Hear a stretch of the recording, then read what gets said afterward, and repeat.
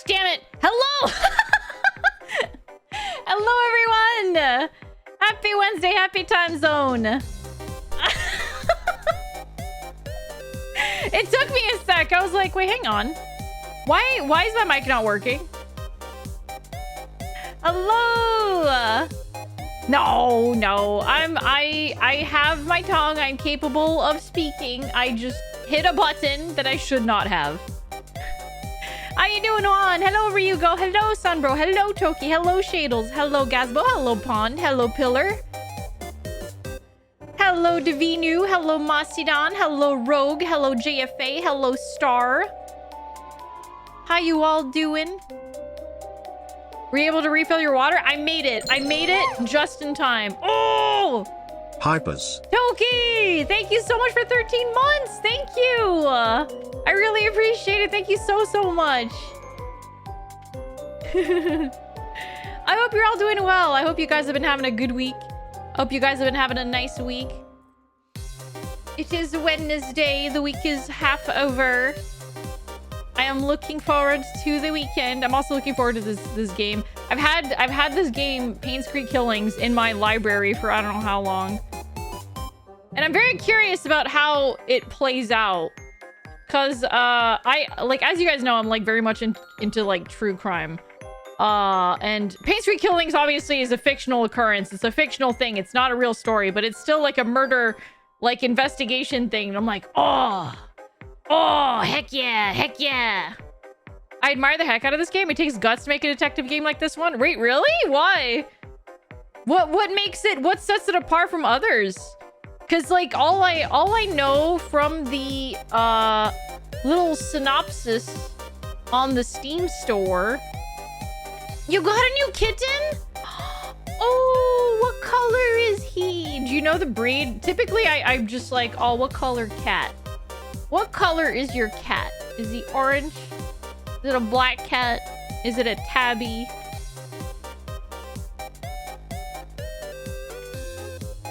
Let me see here. PAINSCREEK. Definitely black. Gives you the tools and lets you have at it. That's awesome. I'm so excited for this. It came out in 2017. So it's not a recent game, like, at all.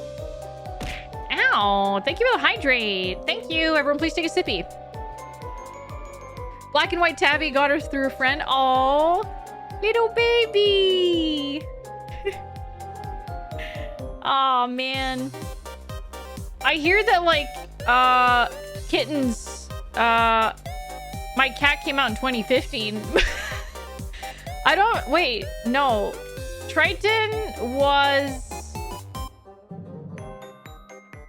I got Triton when I was in 2019. When I was in 2019, like I can time travel.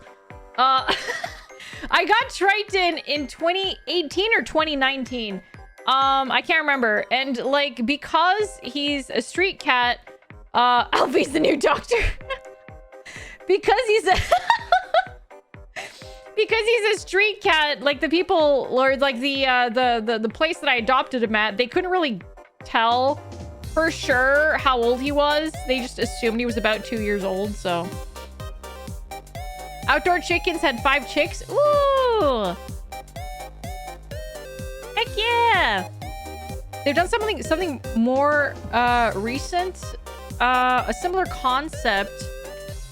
But small individual scenes rather than something this large. Okay. I'll probably look into it. If I enjoy it, like it's got some very good reviews on it, so I'm gonna give it a try. And if I enjoy it, I'll definitely check out like their other stuff. Alfie, tell me the lottery number for this week. Listen, I can't even win the lottery myself, so. And like Carrie has yet to get back to me and let me know if like he's like rich now. I'm pretty sure I gave Carrie like lottery numbers a couple months back. Has not said anything. So I don't think I have that power, unfortunately. I wish I did. I do wish I did. You're exhausted? A ton of stress from shit. How's your night going? I'm sorry, Sir Blob. I hope that like you can find some time to decompress. I hope that today's stream is gonna help you decompress. I'm I'm going to be a murder investigator. I am going to be answering my true crime girly calling today. And I'm going to be jumping into PAINSCREEK killings.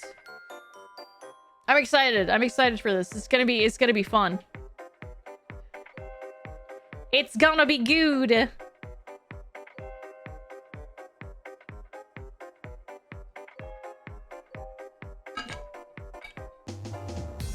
Also, I am not typically one. This is completely like separate from the like murder investigation stuff, but so happy to have this week off from work. Oh, hell yeah. Nice.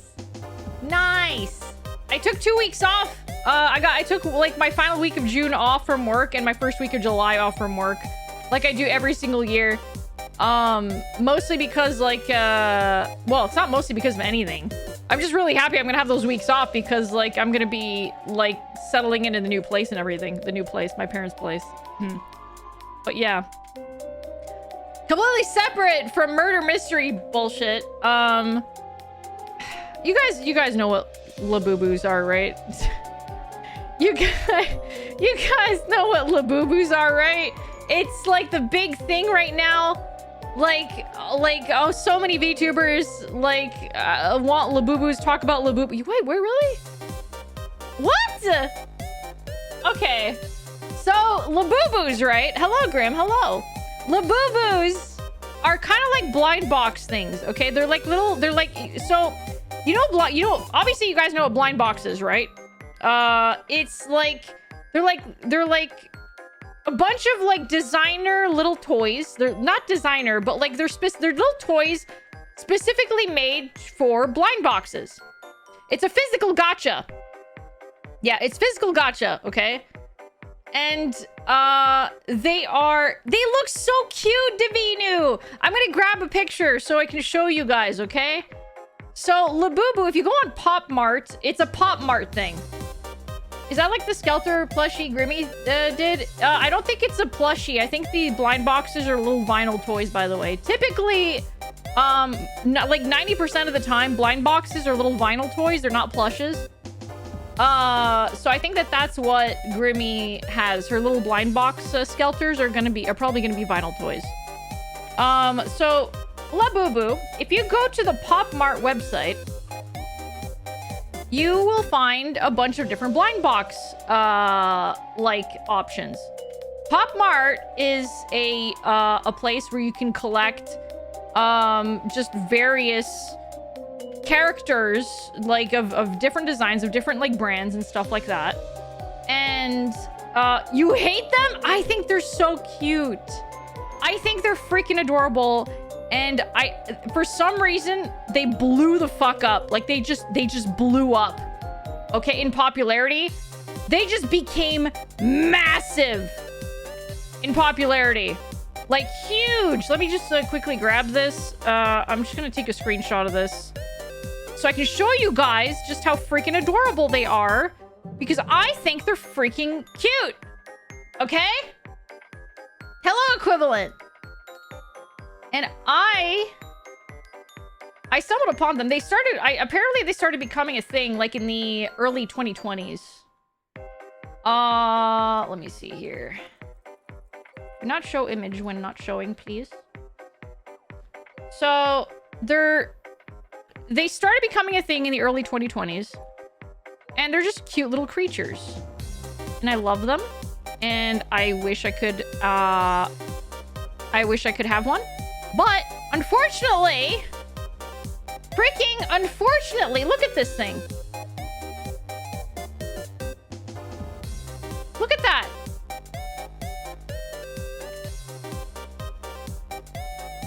They're like the little, like, they're like ugly cute, right?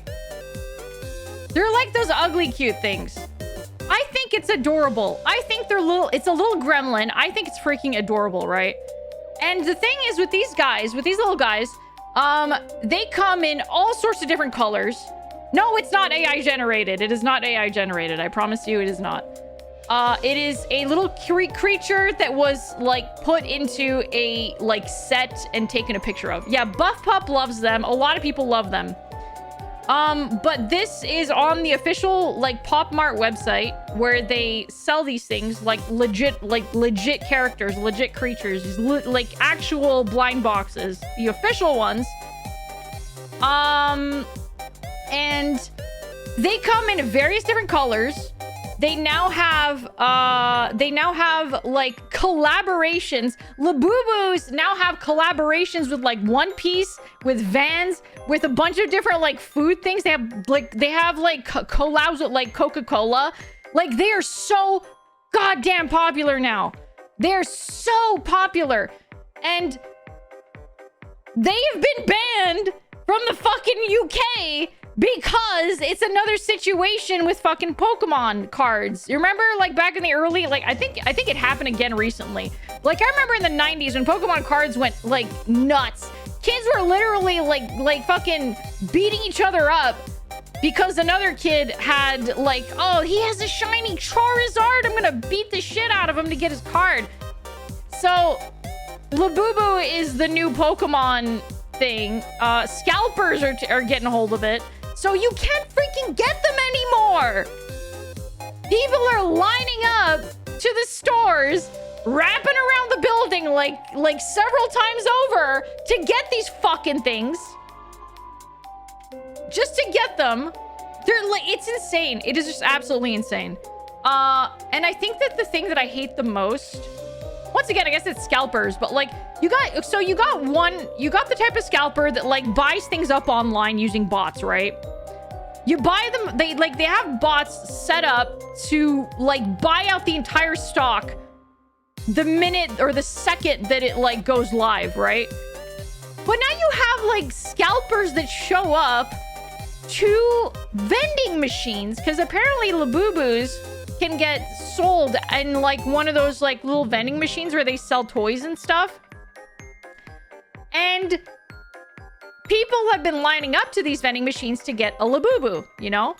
But scalpers get to the fucking vending machine, and instead of buying the one, they buy out the entire stock while they have a line of people waiting to get a Labubu behind them. The fucking balls, man. The fucking audacity. You have like 20 people lining up behind you wanting to get just one Labubu from this little vending machine, and you have the fucking audacity to be at this vending machine and buying out the entire stock? The issue, like, if that's allowed, the issue is that, like, at a vending machine, there's no real regulations. It's a vending machine. It's not gonna know how many you're buying or how many, like, it doesn't give a shit. It's a machine, right? So, like, he can just, like, keep on, like, you know, buy, even the machine says, like, oh, one per person. He scans his card, he buys one. He puts another art in, buys another. He might be doing it individually. He might not be buying it like 20 at a time. He's like buying one. Okay, great. It pops out of the vending machine. Buys another. It pops out of the vending machine. It can limit how many per card on the machine. Is it per card or per transaction? Because does the machine have the technology to record the card? Or is it the transaction? Yeah, and they probably have multiple cards. They probably do. They could limit to one per bank card or even face recognition. I feel the issue is that places like this, companies like this, like Pop Mart, Nintendo, whatever, things that have these like fuck scalpers, I hope no one buys their shit ever. Alfie burn, Alfie burn, Alfie burn. Same. Thank you so much for 10 months numbers. Thank you. Hello, Miki. Hello. These Labubus, okay, depending on what you're getting, if you go on the Pop Mart website, the big ones, for the like at the official price is like one of them, or the one that I have on screen right now. It's a pretty big one. It's a giant one. He's like 180 bucks. But the keychains can be like, the keychains are like $18, $20. You have this little set, like miniature set where he has like a little setting that you can put him in. It's like 50 bucks. So they're, you know, affordable. They're kind of affordable. The smaller versions are affordable. The scalpers are selling them for upwards of $3,000 on eBay.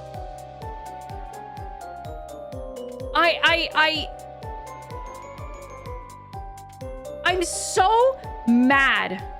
I'm fucking livid, dude.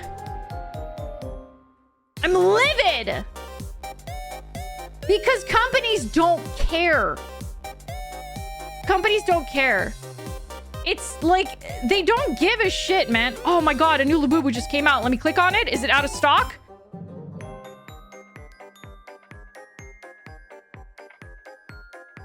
So like, I'm on this website. I'm on the Pop Mart website. It's fake. It's fake, like, scarcity as well, right?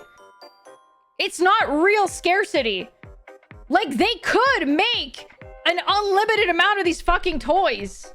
It's within their power to make an unlimited amount of these toys, but they don't.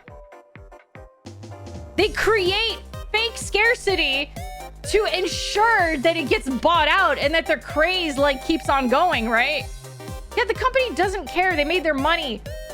But, oh my god, dude. I wish they cared. I wish they cared. Or at least just fucking keep making some, man. Yeah, yeah, exactly. I'm saying you don't need to put a fake limit on this stuff. It's not necessary. It's me again. Hello, Aqua. How you doing? Thank you so much for 30 months. Holy frick. Thank you for 30 months of Prime. My favorite fake scarcity is the digital goods one. That's even more stupid. That's even more stupid. How can you have, like... How can you have digital goods being limited? It's a digital thing. It's not like the physical product. It's where, like... I don't get it. Capitalism doesn't have an incentive for caring. I know. I know. I'm just seething. I'm just actually seething right now because I really would like to get one of these little fuckers. These little creatures. I don't want to collect them all. I don't. I really don't. I just want one because I think it's freaking adorable.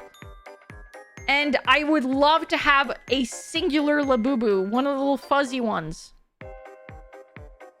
But... Yep. Oh, right. Yeah, pink. That's... that's freaking silly. I'm trying to figure out if there's a way for me to... like... 15 months, holy shite. Also, what is that thing in the top left? It looks like Tim Burton made Where the Wild Things Are. Alfie, what kind of consumer are you not wanting to collect them all? I'm not insane. I'm not insane to the point of wanting to collect every single... I'm not rich. I'm also not rich. Like, I know my limitations. Financially. And I just want a cute Labubu, man. I just want a fuzzy little Labubu. Like, yep, like a new series of Labubu just came out, and lo and behold, all of them but a single one are now sold out, and I bet you, yeah, release date May 23rd, and only a single version of it is now available. Labubu! Obviously, if she was rich, she'd have housing and a second PC tower. Correct. What is a Labubu? It is the thing on the left. The left of my head here, right here. Late to the party, but do I have to ask, Alfie, did you get peanut butter for your bread, or did you have to resort to insert spread here? No, I got some peanut butter. I have peanut butter, don't worry. It's all good. It's fine. Sort by latest arrival. Yeah, there you go. Out of stock, out of stock, out of stock, out of stock. My eyes get Labubus whenever I look at those things. I want a fuzzy one. I want a fuzzy Labubu, and I don't know if I'm ever gonna be able to get one. Yeah. No Labubu lore. I don't really know the lore beyond the fact that they're based off of a, Scandinavian or Nordic folklore. I think Labubus are based off of like Nordic folklore. The texture just seems so uncomfortable on those things. They're just fuzzy. They're just fuzzy. I think some of them are made with like you know, fake fur. Some of them are made with like I don't want to say Sherpa because it's most definitely not Sherpa, but like that kind of texture. They're just like fuzzy. They seem fuzzy in the worst way. I don't think it's like an uncomfortable fuzzy. Also, that's just his front. Let me show you like the back. Hang on. Image. New.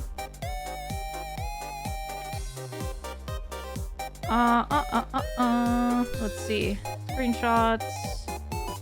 I just want to show you how freaking cute this is, dude. Like, look at, he has a little tail. He has a little dinosaur tail. Isn't that freaking cute?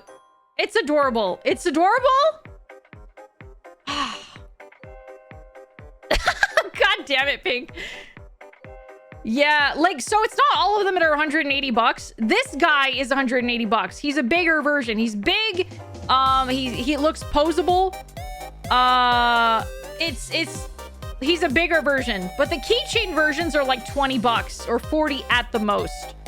The only reason that this guy is as big, is as expensive as he is because he's like massive. He's huge. He's big. He's a big doll. But I think that they're adorable, and scalpers should disappear. I'm gonna be polite. I think they should disappear.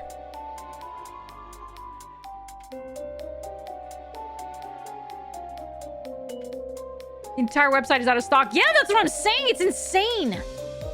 I had to put all my art skills in 30 seconds and made your own a boo-boo in the Discord? No. Hang on. Let me... What did you do? Oh, what the fuck? That's cute. Thank you, Gato. That's actually really cute. Thank you. Ow. Thank you for Hydrate. I follow Big Booba subs. Hey, well, you're not in the right place. Because... Hang on. I don't have... I'm sorry to say, I don't have Big Booba. You're not in the right place. Like, I'm very much not Big Booba. So, apologies. But thank you for the follow. Welcome in. I hope you can still enjoy your stay regardless.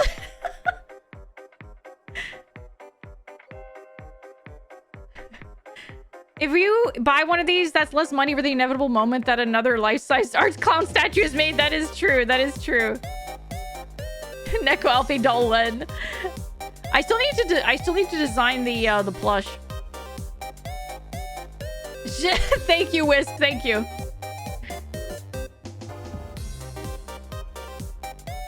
What about being a sub? No. You mean like a subscriber? I can't subscribe to myself. What do you mean? I don't know what you mean. I'm like Joe Cat. I like great chest no matter what size. Well, there you go. I think that I mean, everyone has, like, you know, preferences and stuff. Sub equals bottom. Oh, okay.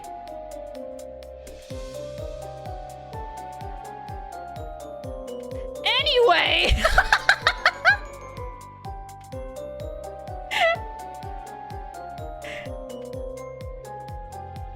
You're able to get some years ago. The Labubu were fine. It'd be wild if you could sub to yourself. The Labubus were not like huge.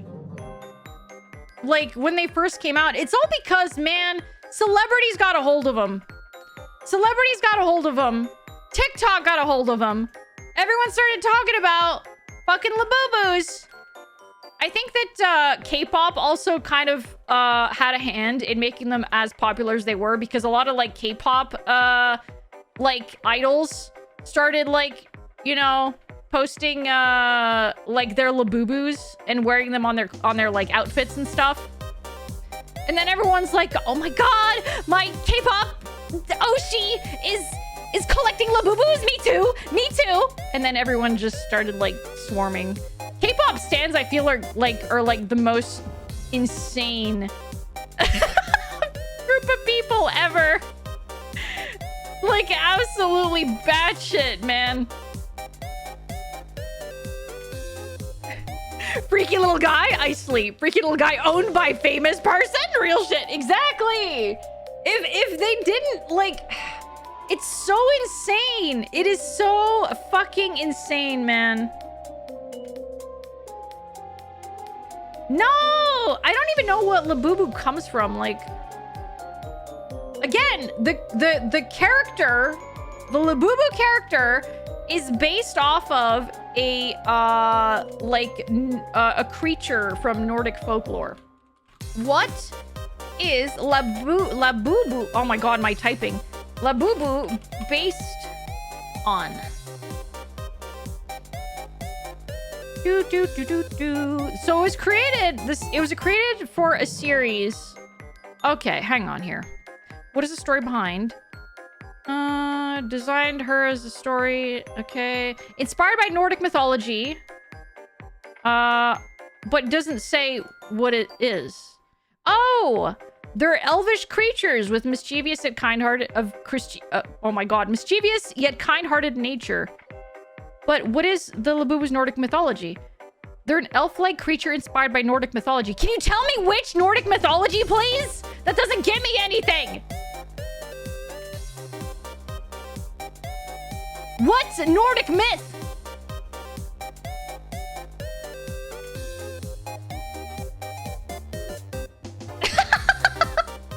All of them.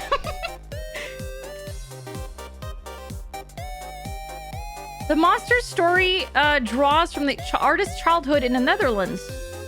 Ah. Yeah, what aspect of Nordic mythology? That's the thing. So, like, the creator of Labubu, so, Labubu is based on characters from a story series called The Monsters, created by Hong Kong artist Ka-Sing Lung. So it's a Hong Kong artist who lived in the Netherlands as a child. And I guess they took inspiration?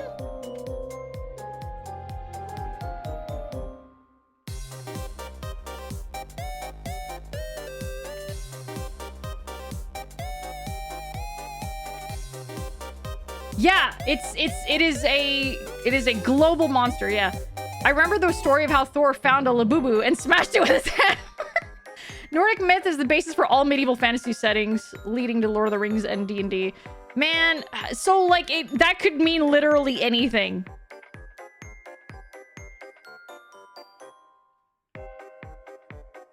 Wait, what? Oh my god. I've got like I got a few like sites saying that like they lived in the grew up in the Netherlands. I got another site saying Hong Kong born artist based in Belgium. Bitch, where was it? Netherlands or Belgium? Fucking get your facts right. Anyway.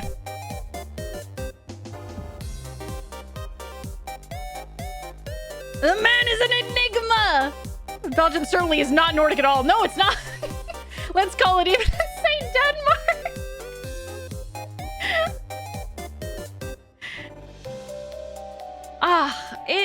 It's anyway, that was just my little tangent for today.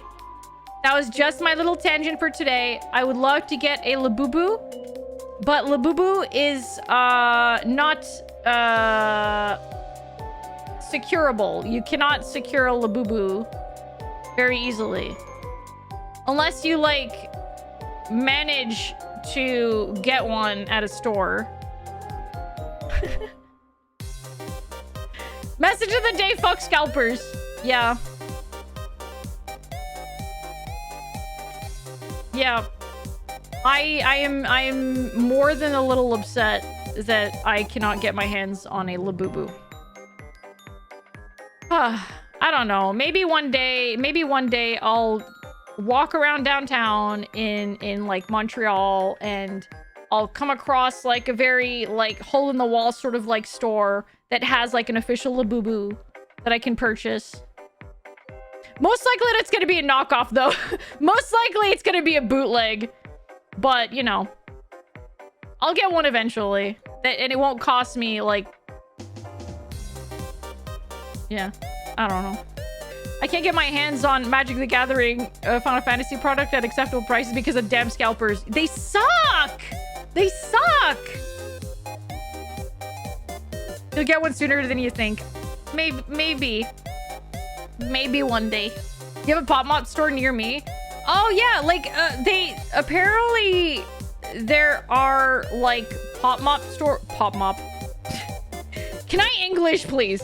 Apparently there are Pop Mart stores that have opened a little bit everywhere, like in several countries. I don't know where my local Pop Mart, if there even is one. I don't even know if there's a Pop Mart in Quebec.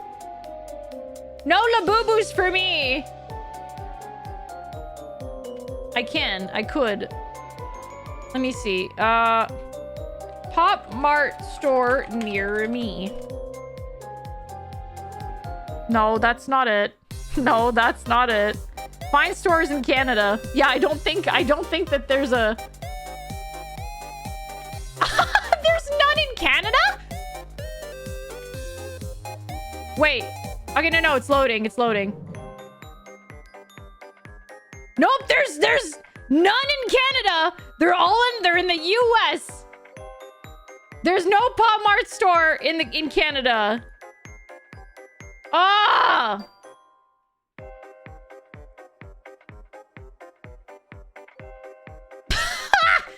The closest one would be in freaking New York.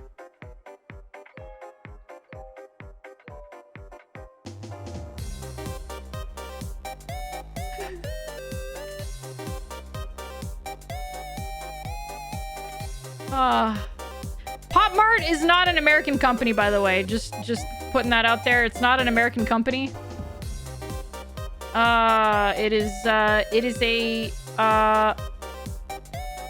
if I'm not mistaken, it is a Chinese company that sells a lot of like, collectible blind box stuff.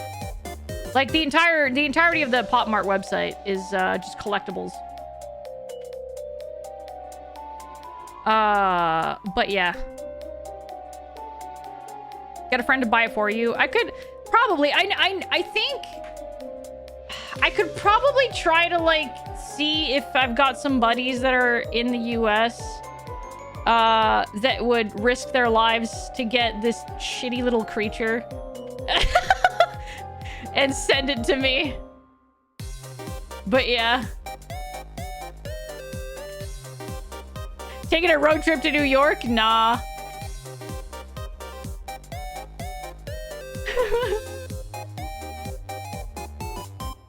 You think they'd be all over Canada? It doesn't seem like it, and I don't know why. I'm not entirely sure why. There are none in Canada. Not a single one. They're in the US. I think there might be a couple in like Europe and the UK. I think there's some in Australia.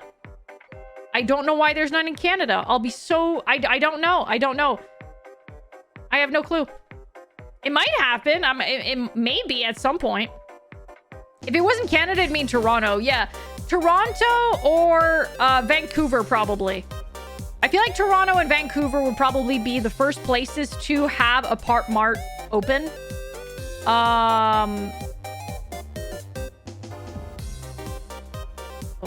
Montreal? I don't know. I don't think it... Oh, Trudeau isn't even our prime minister anymore, Thunderchild. Trudeau is gone out of the picture. This is what I do. Since we're sad people can't participate in 99% of giveaways because it's not regulated under Lotto Quebec, I told myself I'll just send it to my aunt and uncle in Toronto and have them ship it to me and pay them back in the shipping. That makes sense. Yeah, that makes sense. Yeah. It's true. Oh my God. Quebec is not able to participate in like giveaways. because of laws under like Lotto Quebec. Like Lotto Quebec is like the gambling bigwig of Quebec, I guess. And we have like laws and regulations and shit. There's legal stuff involved, and we're not allowed to have giveaways. Why is everything in Quebec so fucky? Because we need to be special and, you know, not like the rest of Canada. We like to be a part of, you know, the rest of the country, I fucking guess. I don't know. They just want to be fucking different. It's consumer protection. It's to guarantee that we do get the prize. Yeah, but that's not a giveaway is a raffle. Like, I get what they're trying to say, but like a raffle does not guarantee getting it. And people who sign up for a raffle typically understand that. Same thing for the lottery. When you buy lottery tickets, you're not guaranteed to win. And you're aware of that when you sign up for that and you pay for a ticket.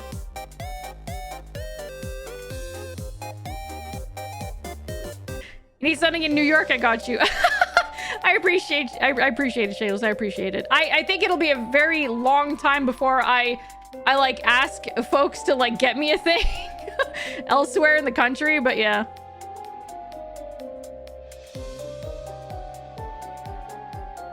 Apparently he said part of it in French. Is that so, JVC? No, I was not paying attention to that. That's wild.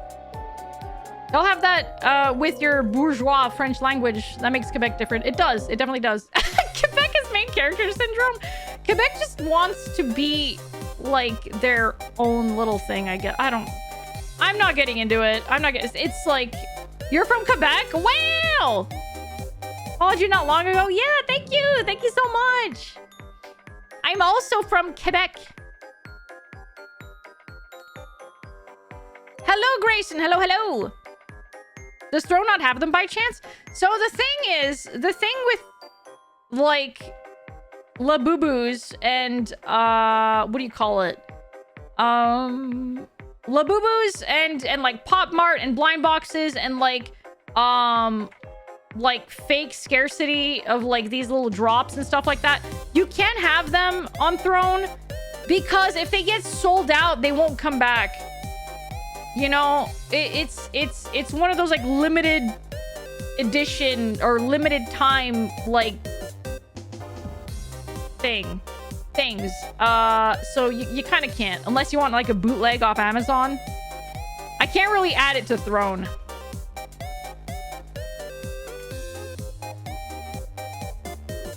You hit your knee and got a labubu. God damn it, Toki.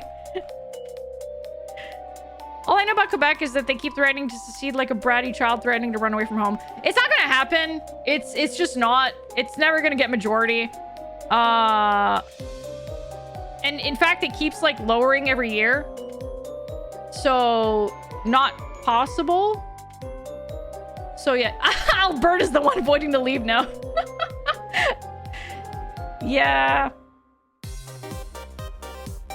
It's so silly. It's just so silly. Your favorite bootleg? The Amazon bootleg. Canada seems especially nationalistic now that they have a common enemy. It's so wild. It is insane. It is so insane how like the one common enemy has brought Canada together like never before. It's crazy.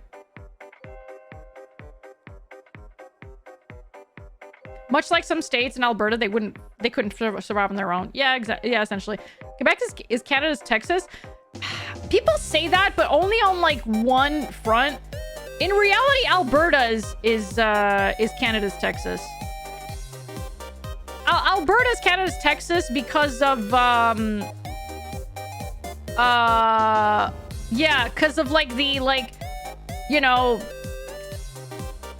I guess oil, but also because of like ranches and like literally fucking nothing else going on. And like horses and all that stuff. That's literally the only thing. That's literally it. This is the one that's threatening to leave, but never actually do it. Yeah. Similar industry, that as well. It's kind of hard to like make comparisons, but yeah.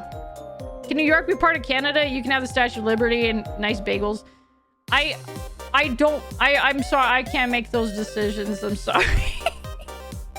Isn't Alberta the #1 distributor and producer of horse meat in the world? Is that true? I have no idea, actually.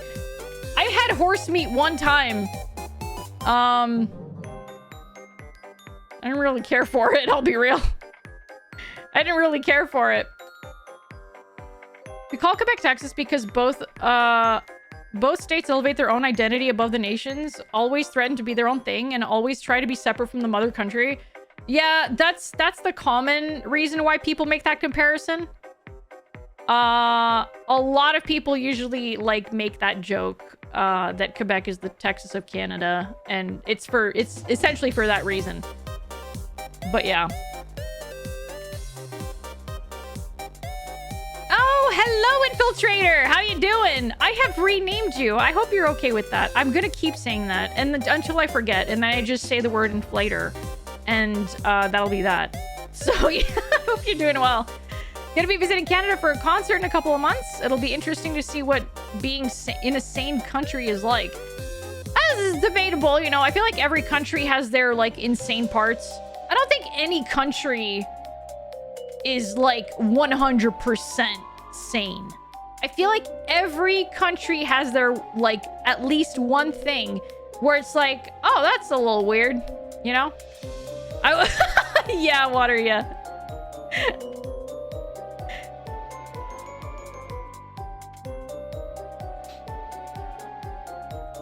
No such thing as a sane country. Yeah.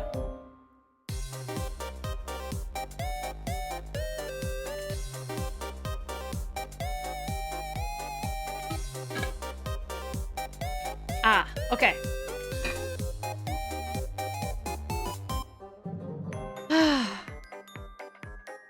I think I got it out of my system.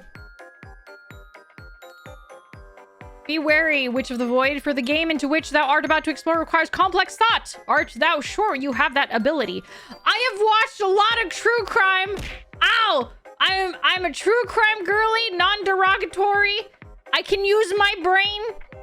I will prove to you now that I have the power of deduction with my high IQ. I can solve this murder investigation. I can figure it out. I said prove! What? I said prove! You have a big brain under that big hat? Yeah, I do. True crime girly. Non-derogatory. Because you got the good kinds. Or rather, the normal true crime girlies. And then you got the not normal ones. Yeah, true crime girly, not serial killer kind, yeah. Not the variety that, like, obsesses over, like, serial killers. True crime girly, not insane, exactly. Ow! Explain the difference between the two. Okay, so you got the normal ones, myself, that watch true crime out of the pure interest of true crime. You know, like learning about cases, learning about like the victims, regardless of whether or not, like, a lot of the times, or rather, like, normal people won't mind if there's no one that, like, you know. Hey, Bun, hello! Hello, Bun, thank you so much for the raid. What were you up to today? What were you doing? Can we get a shout out for Bun Batos, please? Everyone, please go follow Bun Batos. What the frick? Bun, thank you so much for the sub. Thank you. Thank you so much. Drink your water. Straighten up, Missy. Okay. Give me a sec. Let me just give a shout out to my friend Bun Batos. There you go. Everyone, please go check out Bun. Playing some Helldivers and drew some bunnies. Heck yeah. Bun is a very good friend of mine. Is an amazing artist. Go check them out. They do draw not safe for work, so at your risk or whatever you want to say. But they're great. They're fantastic. They're hilarious. I love their art. It's so good. Please go check out Bun. Please do. Very, very good friend of mine. But yeah, Bun, we're actually about to play a game called PAINSCREEK Killings, and I'm going to be explaining to folks, or right now, I'm explaining to folks that like what the difference is between normal true crime girly is and true crime girly insane or derogatory is. A normal enjoyer of true crime and all that is someone who is going to find interest in listening about cases, right? Listening to like cases, be they like just of any, literally any kind. I personally find true crime very interesting. I want to learn about the like the case. Obviously, I want to learn about the victims because like the victims need to be at the forefront of this, right? A lot of the times, true crime podcasters and YouTube channels are going to put the perp, the killer or the aggressor at the forefront of the story instead of putting emphasis on the victims themselves, right? And I feel like you should not put the aggressor in the limelight because that's kind of what they want. You don't want to put the spotlight on the aggressor.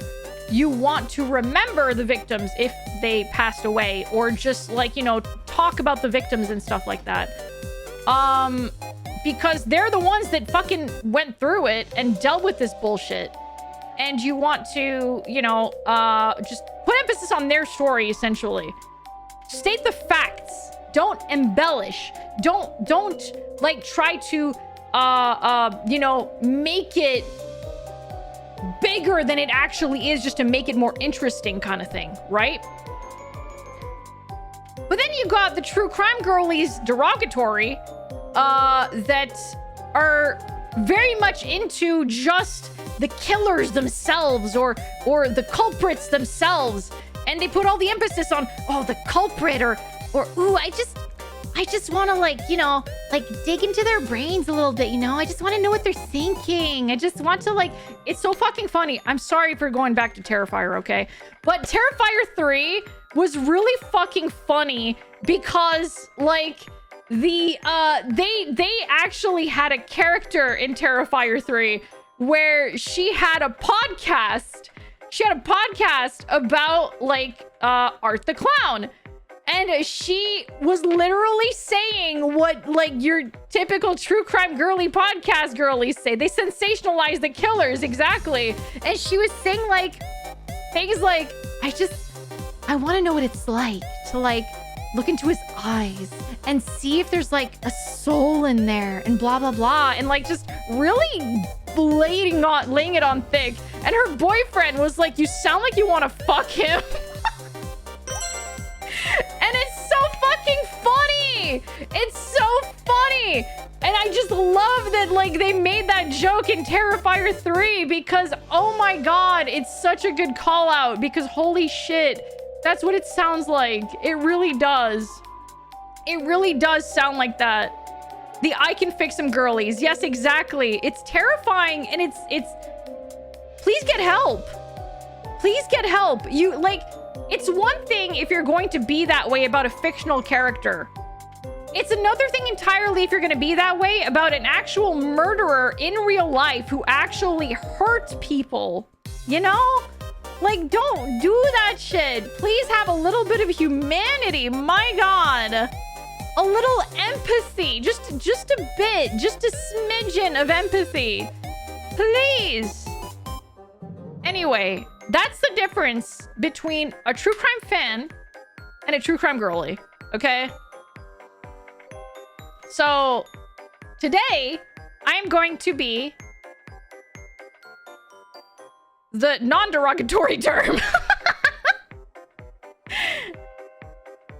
They all share a single brain cell with each other, yeah. But yeah, today we're gonna be playing the PAINSCREEK Killings. It is a game where you investigate an infamous cold case in the eerie abandoned town of PAINSCREEK. Search for evidence, connect the dots, uncover who killed Vivian Roberts. Can you expose the truth behind this town's dark secrets? I'm not representing Alfie off on a tangent. No, you are A-okay. You are A-okay. Without trying to sound like an ass, a lot of women are attracted to men with psychotic traits because they see him as a strong protector that they can tame. I don't think that's it. And if that's the case, like psychologically, if that is true, I think they just need help. I don't think there's any reason for wanting to connect with a killer. I don't think there's any reason for wanting to reach out to a, an aggressor of any kind. I think it's kind of fucked.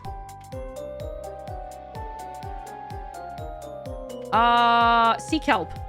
That's all I gotta say. People need therapy. Yes, they do. Everyone needs therapy. Everyone. Not to be a victim blamer, but if you live in a town called PAINSCREEK, you gotta be prepared for the worst. Maybe it wasn't always PAINSCREEK. Maybe it was meant to be French, you know, like pain, like bread. PAINSCREEK, bread creek. You know? Maybe that's what it was supposed to be. Really up Bread's Creek today.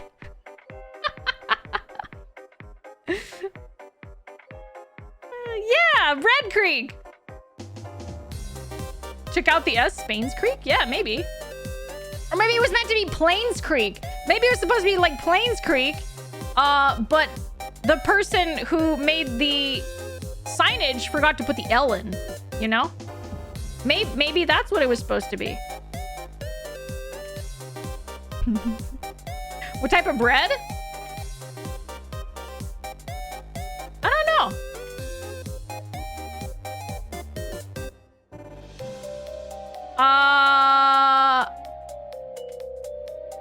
Actually, I'm not a fan of rye bread. I like Belgian bread. I like baguettes. I like chocolate buns. I like chocolatines. Banana bread is delicious. Whole wheat.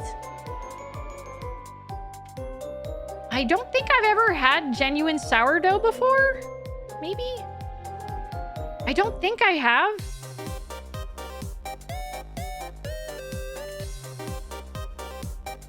Hello, Blaze. Hello. I actually can't do whole wheat. Whole wheat apparently is like harder to digest than like white bread. Would you rather live in a simulation where everything in life is perfectly perfect, or live in a life where you just live normally? I guess it depends on how you define perfectly perfect. Do I never have to pay rent ever again? Do I have a house? Do I have a car? Do I never have to work a day in my life? Because if that's what perfectly perfect is, then yes, I'll take that. Thank you. I'll take that. I'll take that.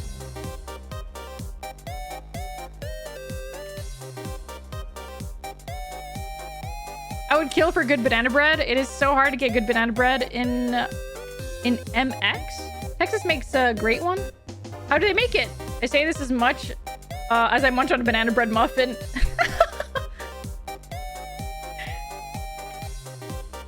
Oh, Mexico!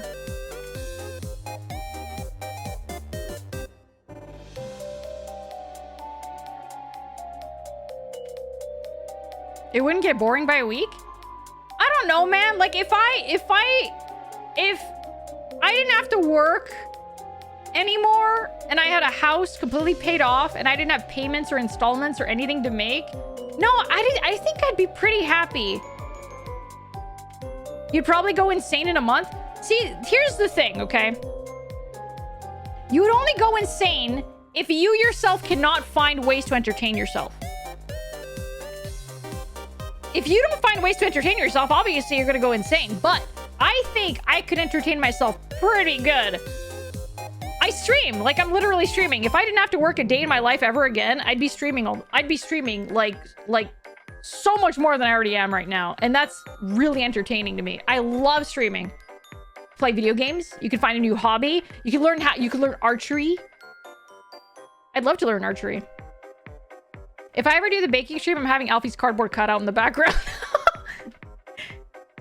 If you don't see the bad times, you can't enjoy the good times. No, I think I've had enough bad times. I'll be so real. You can have good times. You can still have good times. I'm good with no bad times.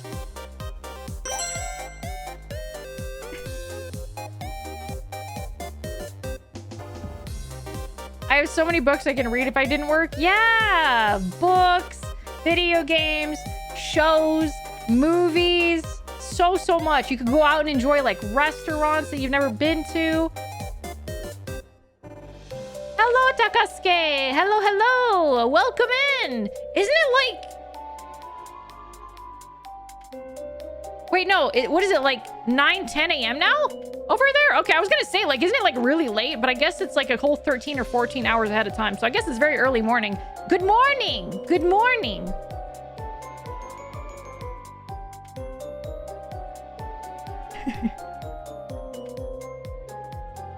Giving you a Sophie's choice. No bad times or no brainworms. No brainworms. Because I feel like if you have bad times with no brainworms, I feel like you'd be able to get over the bad times a lot better. I feel like you could probably logic your way outside of a bad time. Or you could more easily rationalize. So yeah, why am I in a box? Because we are doing like I'm moving out. I'm moving out of my apartment. So I'm packing everything away, including myself. Brainworms like Kiwi? No, the bad kind of brainworms. Kiwi's Kiwi is like a parasite that I believe the host ingested in like bad like gas station sushi. A brainworms are like the ones that eat at your brain and make you think real bad thoughts. That 90% of the time have no logical reasoning behind it, by the way.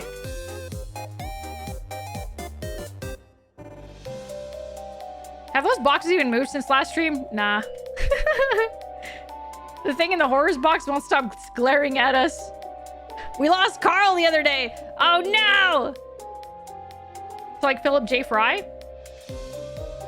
Does he have like physical worms? I actually didn't watch too much Futurama.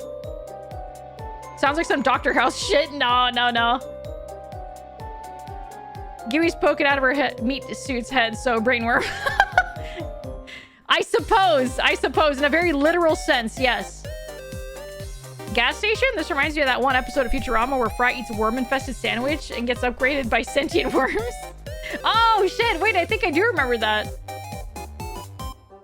There's an Alfie box. Yeah, I'm in it. I'm in that box.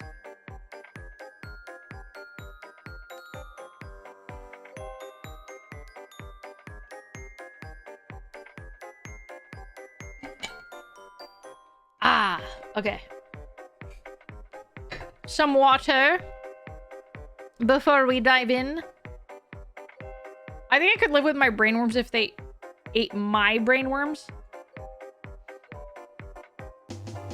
But brainworms are still brainworms though, you know? What if they evolve and get worse?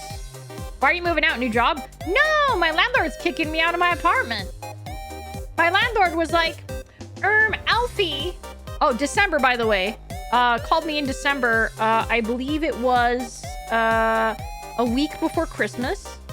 And he called and he was like, we're not renewing your lease because I am giving your apartment to my son. And I was like, and I can't do anything about that. I can't do anything about that, so... Like, legally, he is allowed to kick someone out of the apartment if it's to give to a family member. So I can't do shit. So yeah. That's it. Merry Christmas! Get out. Is the new one at least cheaper? Oh, so much cheaper, yeah. My parents are not gonna charge me rent to live in their house. So essentially, I'm moving back in with my parents. Sightless, Triton, and I are moving back in with my parents. Yep.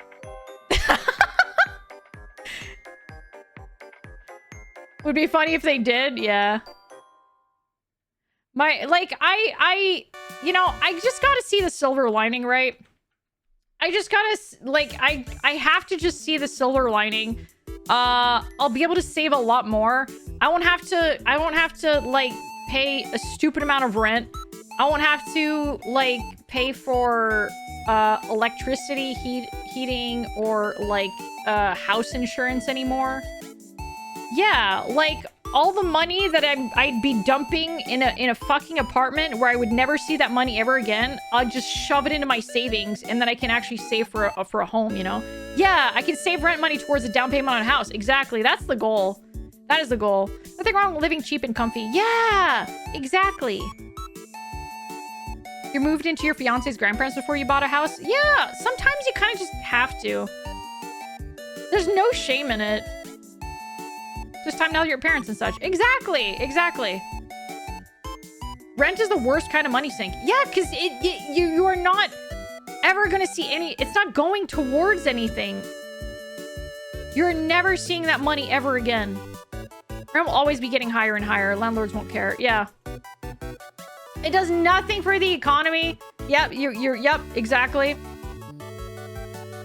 Everything happens for a reason. Yeah, my mom was kind of saying the same thing, you know. She's very much of the opinion that, like, to, like, you know, look on the bright side. Things happen for a reason. Like, you know, who knows? Maybe it's gonna be one less stress in life. Reject modernity, embrace the basement once again, but also, why did you move out? If I could, I would live in one of the houses of my parents for the rest of my life if I could. I moved out because I wanted my independence. I wanted to live on my own and own a cat, and, you know, just, yeah, I was in a place where I was able to do that. And it was great. It was great for a time. Until the original landlord passed away, and then his son took over, and then he was a piece of shit. So, yeah.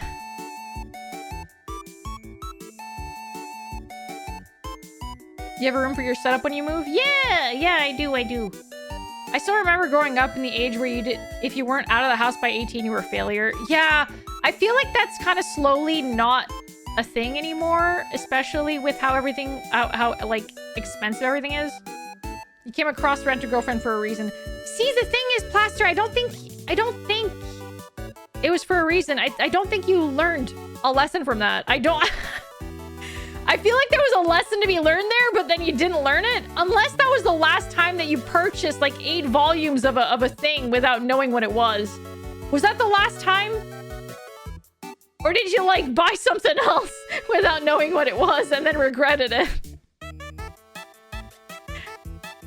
Tried to Google a good down payment size for a house in Quebec. Found a Reddit called Quebec Finance, but it's on French. Yeah. Look, Plaster likes to freaking, like, throw punches at me. Why can't I throw punches back every now and again? Huh? Oh, so streamer can't throw punches in chat? Chat throws all the punches, but streamer has to take it? Sitting down? Ow!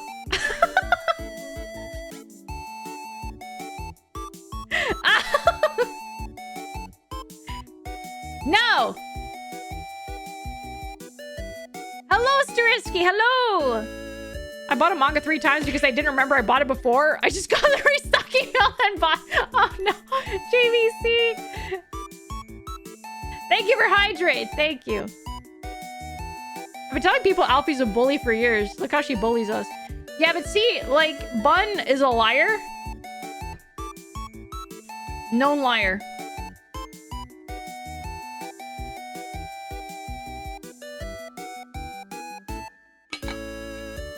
Please punch back. It's not fun if it's one-sided. Oh, thank you. Thank you. Thank you, Plaster.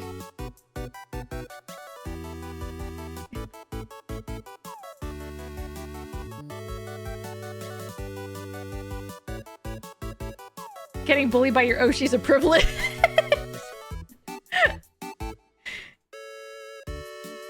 To achieve the, like, level of trust with, like, the streamer, where the streamer feels comfortable enough to, like bully back, it should be an honor.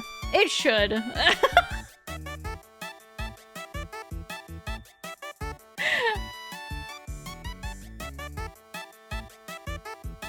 Bun, if I were so mean, how come you come see me all the time? I was gonna joke back and forth like that. Yeah, there you go.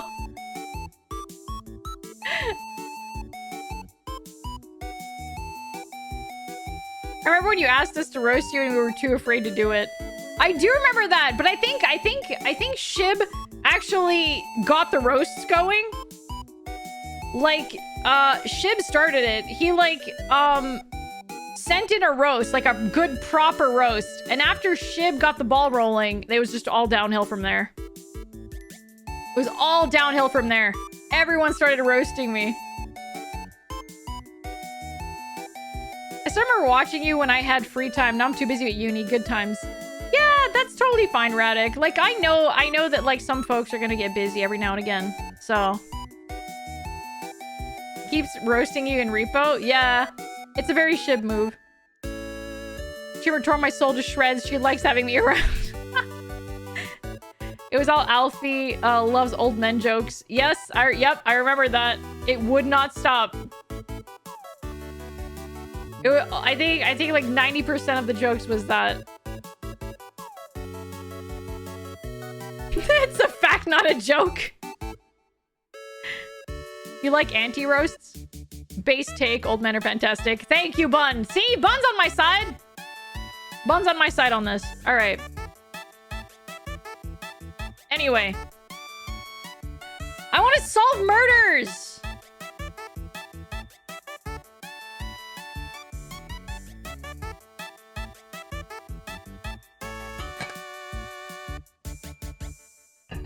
Or at least one murder. There's one murder to solve here. Hello, Nosi. You are waiting on me. You absolutely are waiting on me. This is on me here. I keep getting distracted. Everyone keeps like bringing up like different topics, and I'm just like, oh hell yeah, I'm gonna, you know, I can continue this topic. I got shit to say about this subject. And then I just don't, I don't get into the game.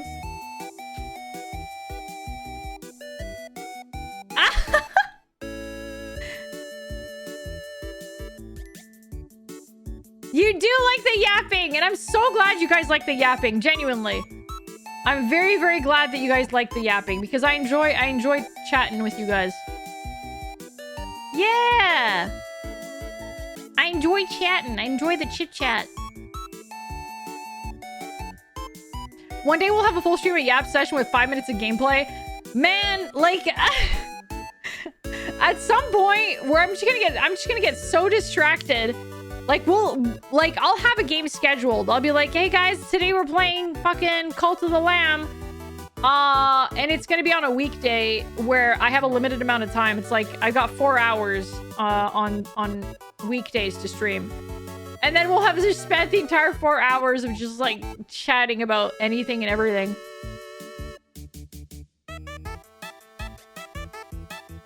This is one of your favorite yapping streams?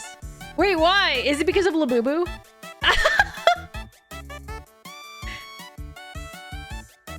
Yap time is less than an hour and a half. Kind of short if you ask me. Shorter than it has been in the last couple days, yeah.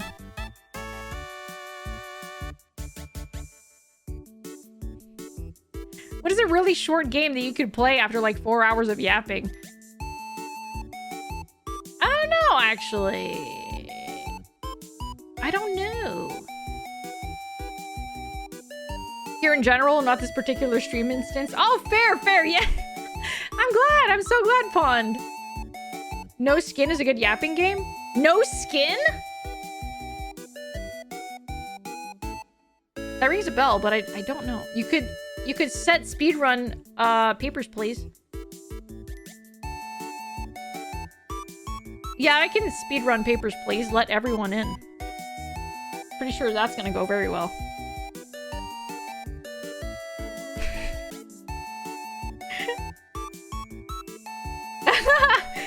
I think I played Papers, Please, like, in my, like, first year of VTubing, I think. It was a long time. It's faster to just refuse people. True. Alphena would be the perfect traveling companion. She talks about random nerd shit for hours. She's small enough to care. What is this fucking... I'm 5'6". No Skin, aka me, after falling asleep at the beach.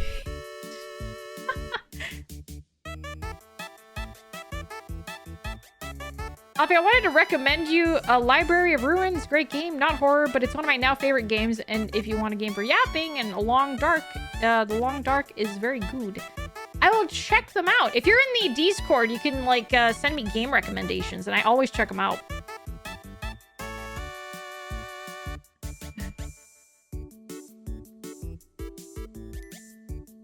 Hello, Core. Hello. You're still binging Claire Obscure? I still need to pick that up at some point. I do. Hello, Jackal. Hello. Runa, it's really good. Yeah, if you guys like could drop like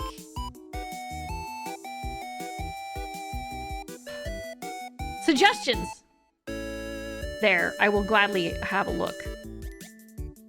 Yeah, it sure is, Mastodon. Abby's probably Nanamo size from I love the Nanamo! They're so cute! I love them! Alright. Let me see this joke that Core wrote. I told my boss I was late to work today because I was having computer issues. He asked hard drive. I replied, my commute was fine. My laptop isn't. I saw that as soon as, like, you said, like... No, that's good. Thank you. Thank you, Core. Thank you. Good one. Alright. Pausing the music. Swapping over.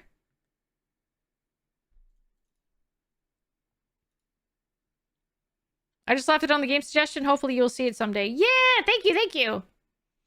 Alright. So this game came out in 2017, I think. I think that's what I saw. Yeah, 2017. Hello, where's my game capture audio? Properties.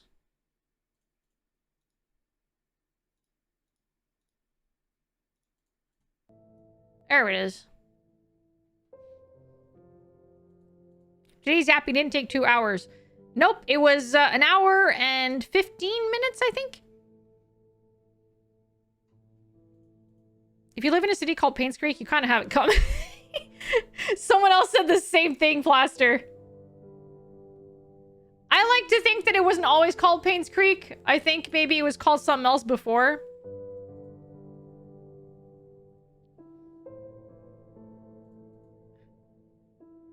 This game is older than someone in chat. You might be in the wrong chat, just saying. Yeah, Happy Creek. Maybe it was like Plains Creek. And the person didn't put the L in. Old Pains Creek would be a nice bakery name. Yeah. All right. You recommend having a notepad? Oh, I have a notepad like a physical notepad, always at the ready for Voices of the Void. Always. I always have one ready. And if I have a game where I have to use a notepad, I'm happy. I'm so happy. If there's a game where having a physical notepad and a pen is like the ideal way to play it, I am on board. I am so on board. Oh my gosh. You got your pen and notepads ready, everybody? We are murder investigators today. You have a great night, Juan.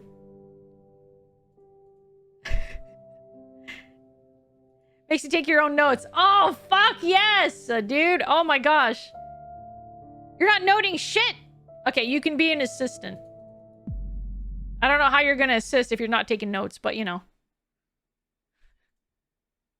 Oh, this game seeks to emulate to a certain degree the experience of investigating a murder case. You will need to search each location carefully, find clues to proceed, and use your observation and deduction skills to uncover the hidden secrets.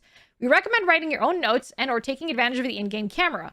Game autosaves whenever you enter a location. Should you encounter a bug or problem while playing, such as being stuck behind furniture or getting pushed out of the game world, simply use the reload button in the menu to transport you back to the entrance of the location.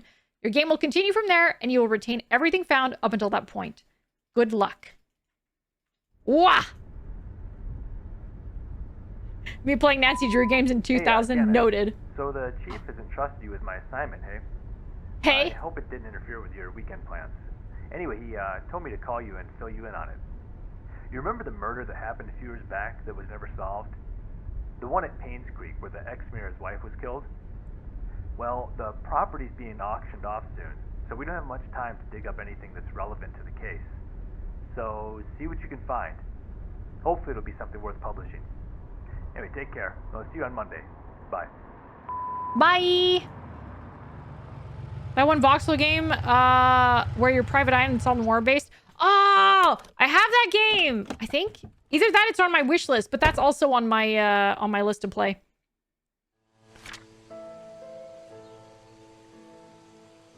Okay! Who killed Vivian Roberts? August 3rd, 1999. In 1995, Vivian Roberts, a successful businesswoman and wife of a former mayor, was murdered and dragged to the front of her own home. The case was never solved and the killer never found. It was rumored that a private investigator was in PAINSCREEK sometime later, but there's nothing more on that. Last week, we received news that large swaths of PAINSCREEK County will be auctioned off soon. We would like to revisit this story and attempt to find out the following. Who killed Vivian Roberts? What was the motive? What was the murder weapon? Please submit your findings and a front page photograph for your story to be published. Richard Harris, Editor-in-Chief. Don't forget to bring the camera.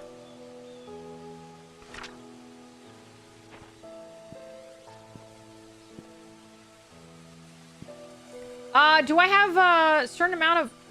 hang on. Okay, inventory. There we go. Oh, it's a digital camera.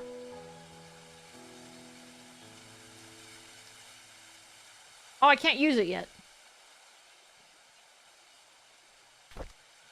And I guess, I am, Janet Kelly. Film is infinite. Fantastic. That's what I was worried about. I was worried that I'd have to, like, throw out some pictures to, like, keep my other ones. I have 0 clues, but I'm confident in saying her husband did it. That's the first person you gotta look for. You gotta look at the people closest to the victim first and foremost.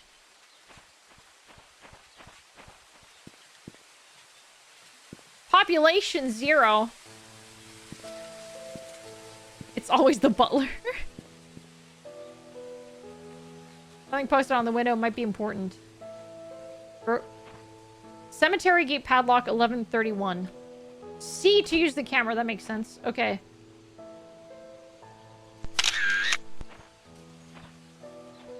I gotta take a picture. You know, I gotta act like a...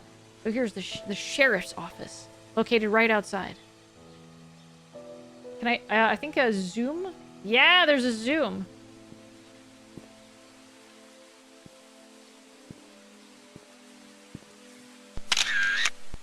All right.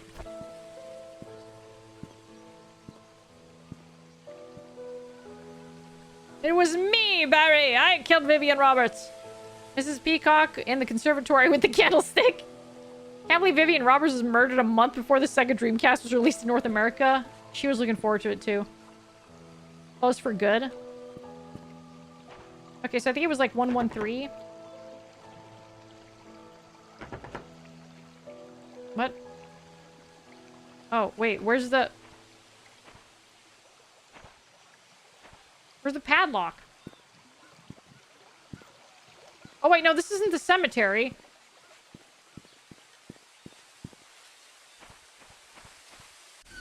Oh, there you go.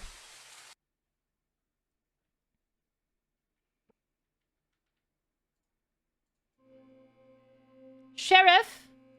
Is there anyone here? I think the place is deserted. Electricity's still running, though. Vivian Roberts was a Sega super fan.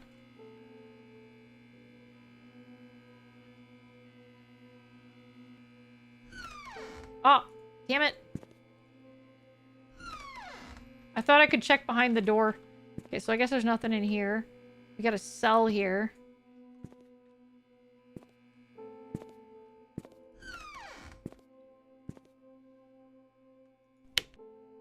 Oh. Huh. Okay, no light switch in the bathroom. Oh. That one works. Husband preferred Nintendo, that's why he killed her. Oh, man. Ooh, flashlight.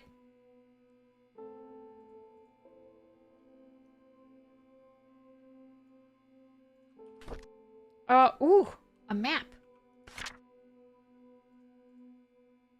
The only time I got stuck in this, you can get jammed in the door? Oh, no. How's pancreatic killing? We're not killing anyone. We're investigating. We're trying to solve a murder. We just started, actually. So we're at the sheriff outpost. We're right here. We have the padlock number for the cemetery, which is over here.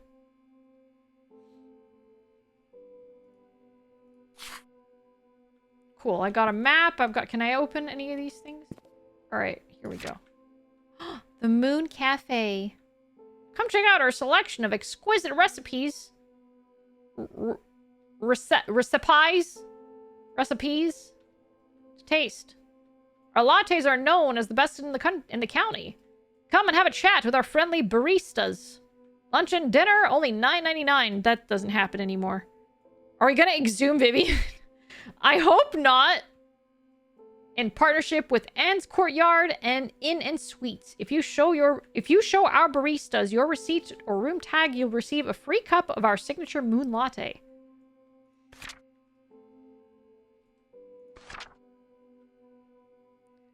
Joshua S. Taylor. Missing November 3rd, 1989. Date of birth, 1976. 13. Last seen 4 Pebble Lane across the river on the playground. He was wearing his favorite blue jacket. He has a scar below his left eye. I wonder if this is going to come up again. Like, if this is, Oh, see, there's Vivian right here. This might come up again. I'm going to go ahead and assume that maybe they're related cases. Yeah, I'm assuming there might be a connection. They wouldn't put this just for nothing, right? I would assume. Unless it's to throw us off, but I will make a note of it. Vivian Roberts, successful businesswoman and wife of ex-mayor, found dead in front of... Wife of ex-mayor.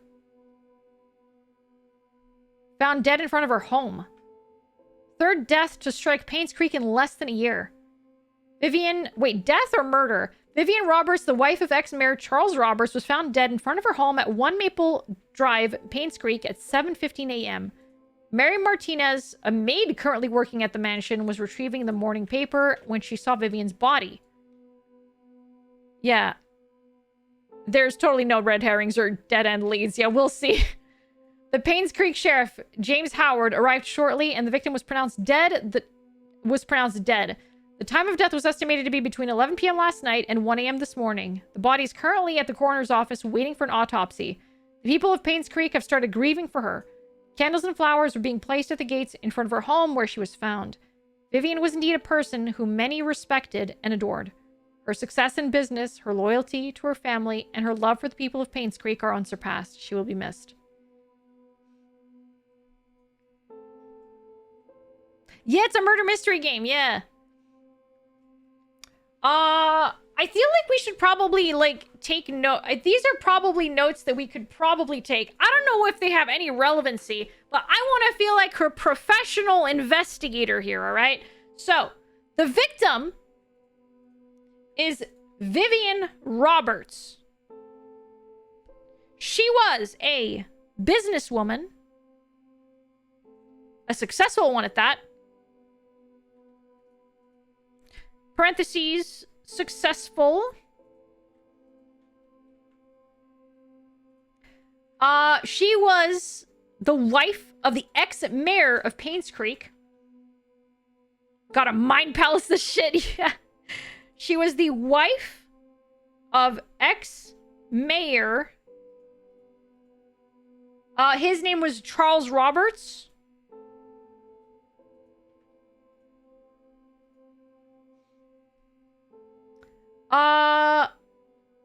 Obviously they're not going to put the details of, like, her murder in the newspaper. They're not going to say, like, oh, was she, like, was there, like, blunt force trauma? Were there, like, stabbings or lacerations and stuff like that? They're not going to write that. Maybe I can find that elsewhere in the sheriff's office. Yeah, found, and the fact that she was found on her front lawn. On her front lawn. They killed her on her front lawn, or at least killed and then placed on her front lawn at the very least. But yeah. There was no autopsy done yet. Yeah, exactly. Found front of house.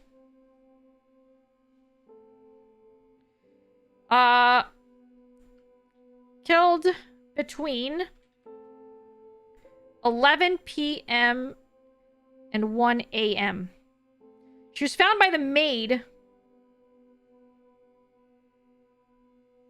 The maid is Mary Martinez. At 7:15 a.m. There we go. Hello, Dip. How you doing? That helps with the motive. The killer wanted her to be seen. Yeah, exactly.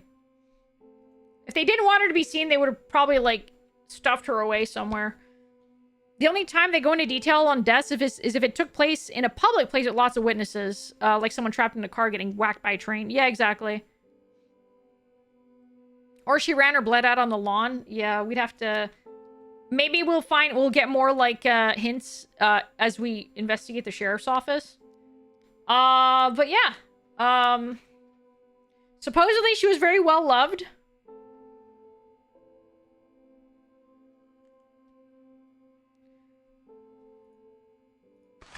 Okay.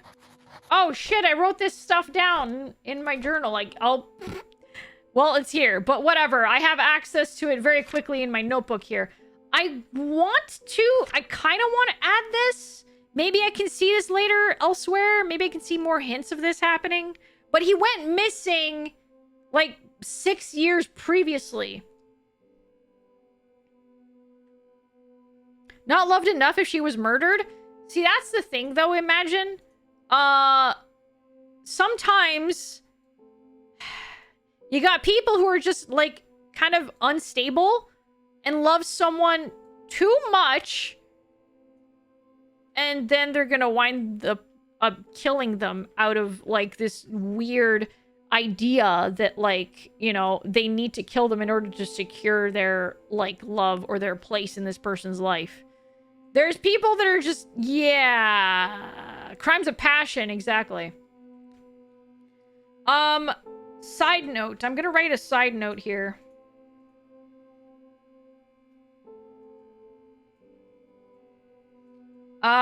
Missing child 6 years prior.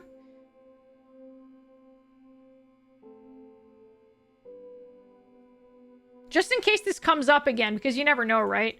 Joshua Taylor. I'm gonna write down what he was wearing. Blue jacket. Sometimes it goes as far as killing them to preserve them at that particular moment in life. Not thinking long-term about decay and such. Yeah. If I see a guy getting jumped on the street, it's a demonstration of the meaning of friendship. Blue jacket at time of disappearance. So that was in 1989 where he disappeared, and she was Do we have a year on this? I don't. There's no year here. I think I have a date. No, not even.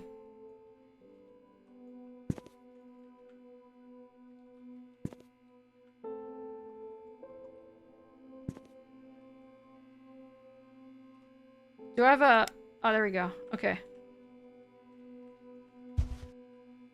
Anyone ever see that movie? The horror movie, The Boy? Hope this isn't like that. I don't think I've heard of that, actually. Oh, here we go. Suspected for killing... Okay, we have a suspect. Okay, Scott Brooks, PAINSCREEK Trinity Church pastor's son, is suspected for killing Vivian Roberts. Witness reported seeing suspect fleeing from murder scene late night. The police apprehended Scott Brooks yesterday afternoon. He was residing at the Roberts hunting cabin by the trailhead. According to a witness who at this time has wished to remain anonymous, he was coming home late on July 19th at around 11:50 p.m. when he saw Scott walking very quickly away from Roberts' mansion, heading down Silver Lake. Although Scott looked upset, the witness did not think it unusual until a few days later when he came across the newspaper article on Vivian Roberts' murder. Feeling uneasy about the whole situation, he called the police. Shortly after the call was made, the police arrived at Scott's cabin and questioned about his whereabouts the night Vivian died. Scott said he did meet her at night, but he said he had nothing to do with her death. Scott was later brought down to the station for further questioning.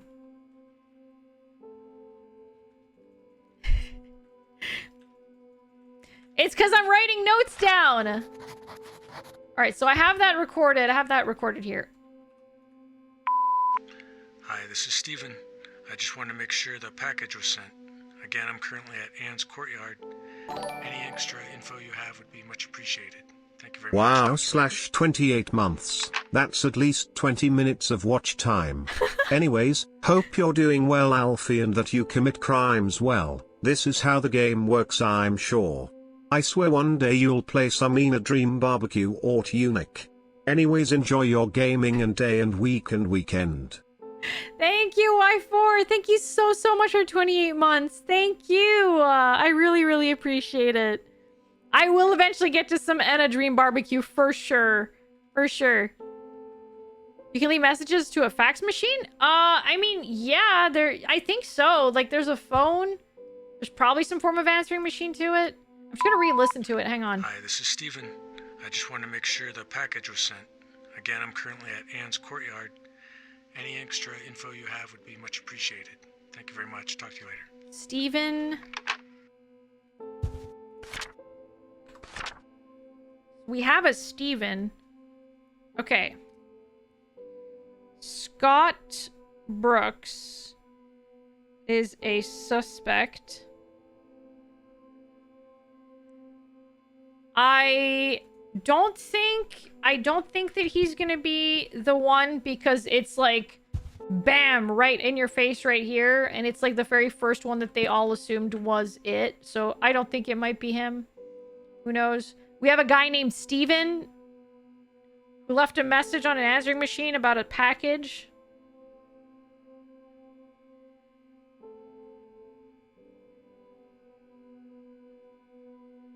On fax about package. This is at sheriff's office too. He was at Anne's courtyard.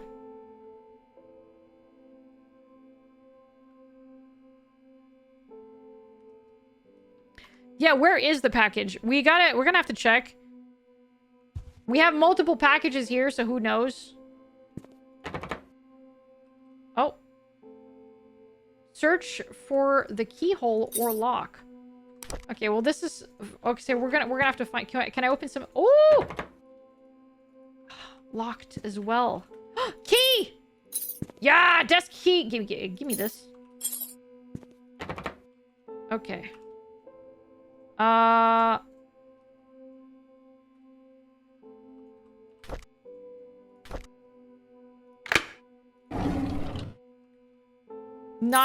Nice. An old gate key. I'll take that. What's this here? We got a case report. Okay, so she was killed in 95.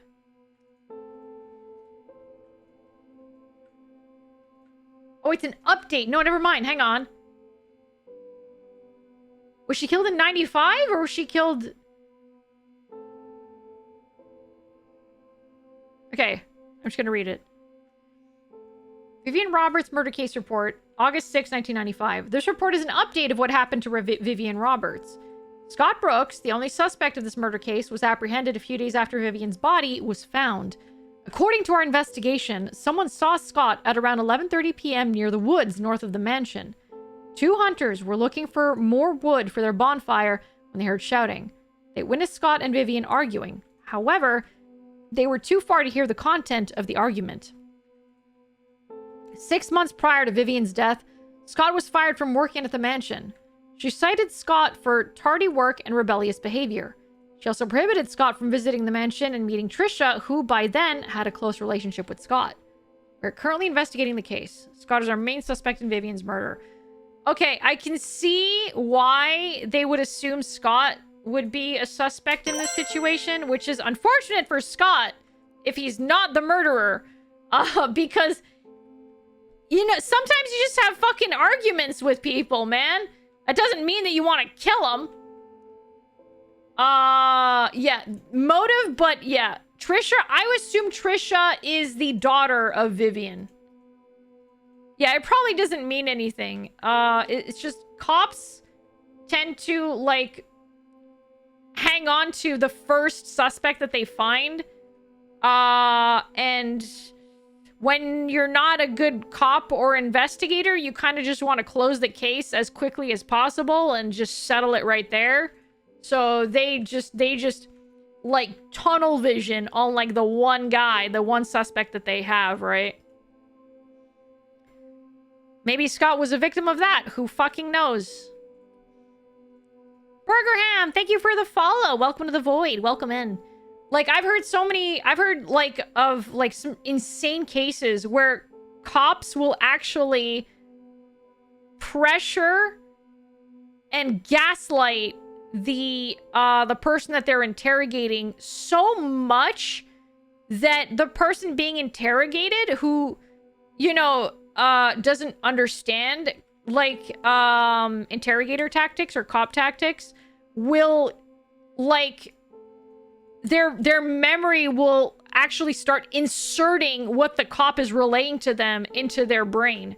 So they're going to start thinking, oh, well, I mean, if he's saying that I was there, then I must have been there, right? Yeah, they force a false confession. Exactly. They bully them into a false confession. There's so many cases of that happening, and it's so messed up.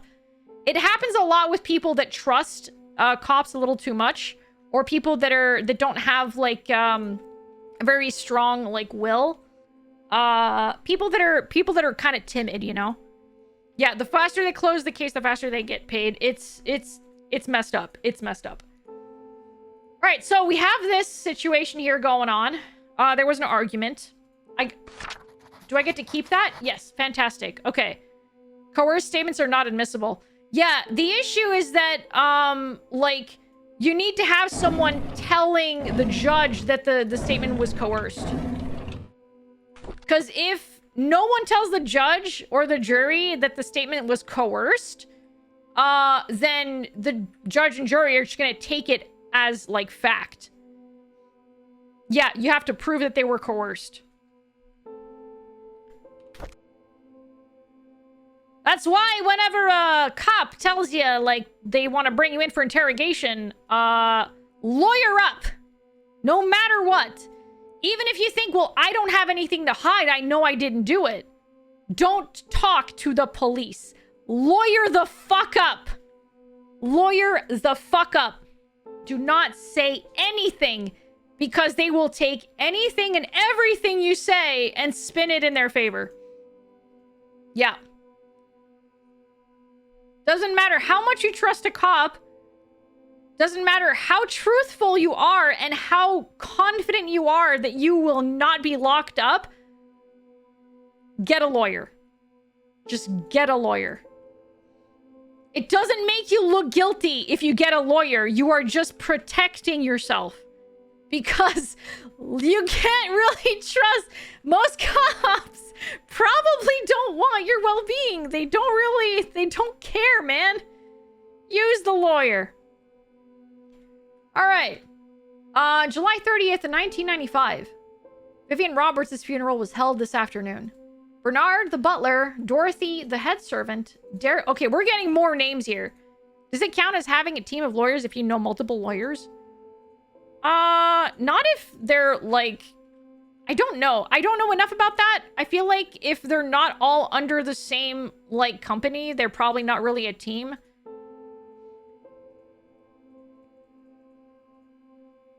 First, am I free to go? And if no, am I being detained? And if yes, lawyer. Yeah. Yep. If it's going to be on the record, I may as well tell them that I'm a fan of AlphenaVT. They're going to start looking into me. I don't have anything to hide. It's fucked, but most cops go to work thinking, I hope I get to use my gun today. Man. All right, so we're getting a bunch of names here. We have Bernard now, which was the butler.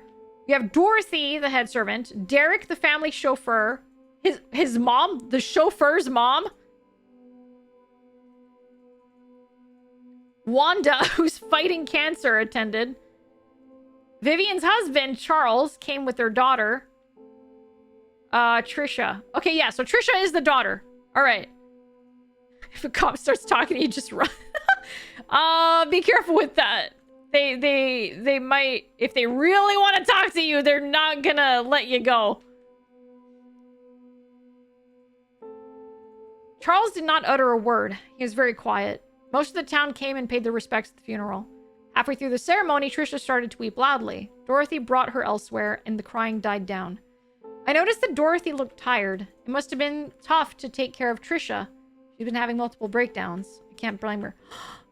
Okay, this is just like my murder mystery brain going on right now. So, if Scott and Trisha were dating, and Vivian had an argument with Scott, trying to stop him from seeing Trisha. What if Trisha murdered her mom? What if Trisha killed Vivian for trying to separate them? Just throwing it. I'm gonna write that down, actually. I'm gonna write that down. That's what I'm thinking. Okay. My first idea, okay, right now, idea number 1, crime of passion, premeditated. I think it might be premeditated.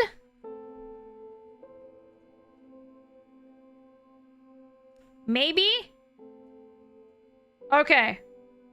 But first idea or assumption or theory, I guess, is that Trisha did it.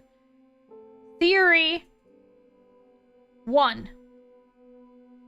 Trisha, Vivian's daughter, did it.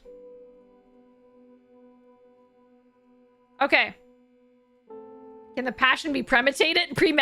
No, the crime of passion is a very, in the moment thing. It is impulsive. It's not a premeditation.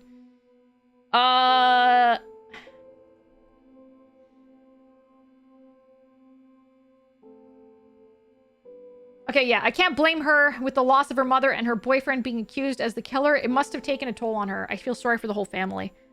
I know I'm gonna snap later. She could have been very mad, but the minute that she starts planning her mom's death, I don't think you can start considering it a crime of passion. It is premeditated. All right, September 6, 1995. Town of PAINSCREEK is quickly becoming a ghost town. The population has decreased drastically over the years. Ever since the deaths occurred, it seems that more and more people are actively looking to leave this town. It's sad to see a once lively town become what it is now. So here's another thing. It seems that Vivian is not the only murder. There have been 2 or 3? No, there have been 2 other murders before this. What if you are super mad for 2 hours? I think it might be... So, Yes, a crime of passion is like impulsive and it happens like in the heat of the moment. But usually there is a build-up. There's like a slow build-up. Maybe not related to that person. Maybe kind of just like things in general. A crime of passion would be if you found your partner boinking the neighbor and you immediately grab a gun and kill them. Yeah. But there is a time that it could be a cool-off period. The courts won't count it as a crime of passion. Yeah, exactly. It needs to be a very impulsive thing. Yeah, there's the missing kid as well, right? Yeah. So there were 2 deaths before Vivian, and there was a missing child. Maybe Vivian's death is unrelated to the previous killings. If it's Trisha, which that is my theory, I think it might be Trisha and it's just unrelated. But we'll see. We will see. I'm gonna note that down. There are 3. Okay, yeah. So side note, there was a missing child. Also 2 previous killings. There we go. Okay. It was the child, he went feral. Oh, no. It's been almost 6 months since Vivian was killed. Her death still bothers me. Why was she killed? What was the killer's motives? She was someone who had earned the love and respect of the community. No employee of hers, nor any citizen of PAINSCREEK reaped any benefit from her passing. Doesn't make any sense. Again, that's kind of another reason that I think Trisha may have done it. Possibly. PAINSCREEK Community Hospital has officially closed. The remaining patients have been relocated or allocated to other hospitals that will provide suitable services for them. To be honest, it's hard to watch them leave. I wonder if the day will come when I will be reassigned somewhere else. Oh, I got an achievement for that. James Howard story. Who the frick is James Howard? That's not it. Where... That's my inventory. My light. These are pictures I've taken. This is my map.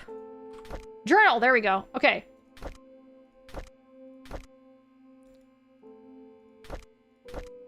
Okay, I have James Howard's entire diary. Oh, I'm so glad all this stuff just comes with me.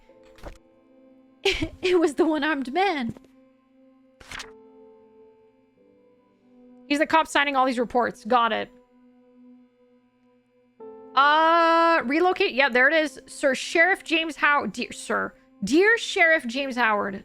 Due to the decreasing population of PAINSCREEK County over the recent years, we have decided to delegate manpower elsewhere. This letter is to inform you that you have been reassigned to Grand County starting May 14th at 98. Please report to our office before May 12th, 1998. Okay. Story of Taunty. Can I do anything with this? I can pick it up, but I can't really do anything else.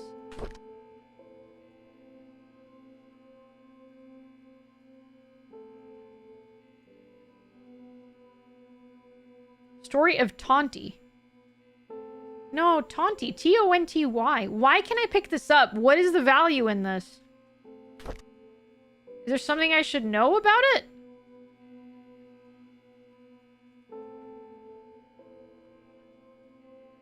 The Jungle Book. Works of William Shakespeare. Lowell's poetical works. Poems. Okay. It's a book explaining the entire crime. Why can't I open it?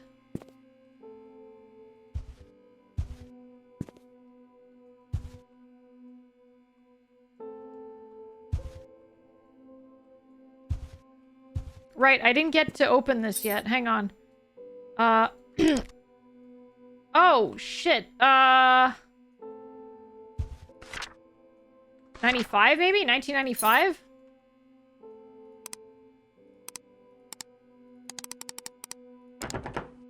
Nope. Okay. 94. Okay. 98?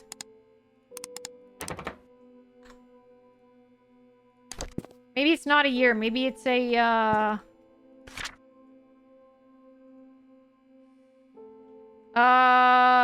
July 19th. 07 0719? Nope. Okay. Let me check my journal here. I got a bunch of years.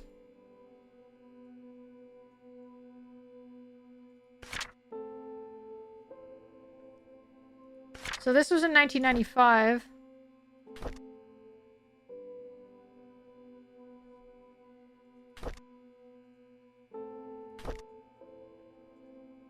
August 6th. What could be the... Maybe the kid's birthday? Maybe? 1976? He also went missing in 19... Let's try 1976 and then 1989. 19...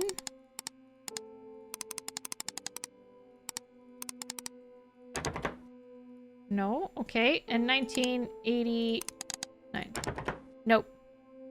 What if it's a month and a day? It could be. I just feel like years are the easiest one to go for. So, January 23rd. So, 0123. Are we going by like American way of telling time or a date?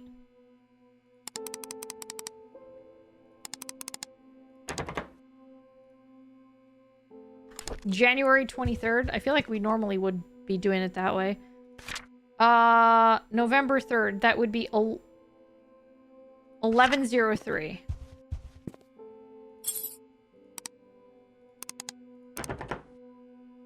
No.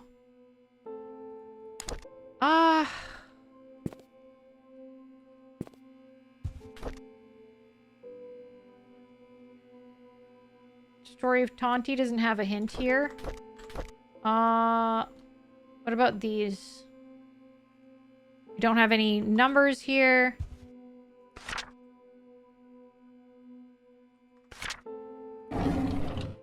Nothing here. Hi, this is Steven. I just wanted to make sure the package was sent. Again, I'm currently at Anne's courtyard. Any extra info you have would be much appreciated. Thank you very much. Talk to you later.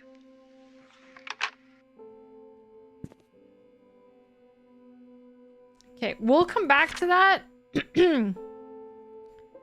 Because I don't think I have any other hints here.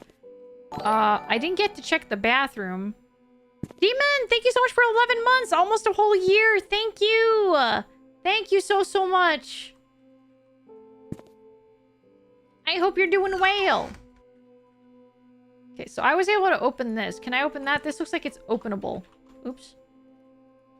Looks like a little cabinet. Aha! Aha! We have bleach! Is there anything inside the doors here? No. Nothing here. I can't open that.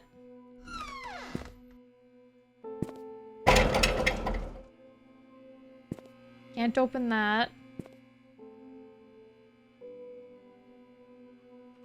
I did have a key. Oh, it's an old gate key, so I guess it's not for this. Can the voidlings drink the bleach? Yeah, but it's probably gonna make your tummy hurt. You're probably gonna have a big, you know, stomach pain. I need to get into that freaking classifier. I need to get in those drawers. I don't have a...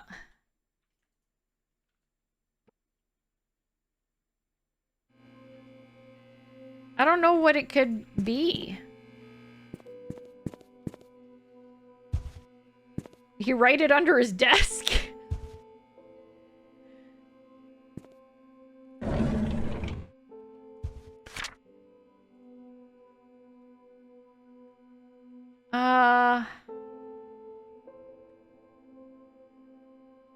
August 6th.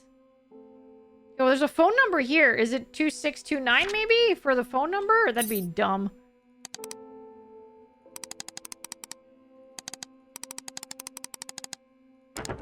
No. Okay.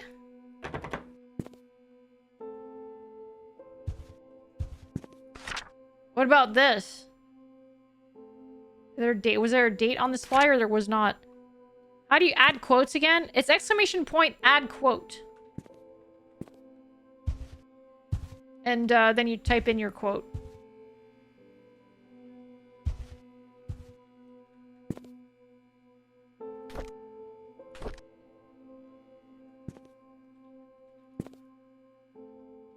Okay, I think I might have to come back to this. I'm gonna have to come back because I don't think I have the...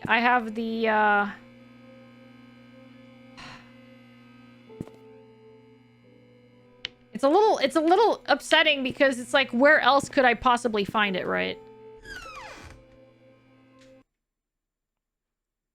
A Scrungle ad?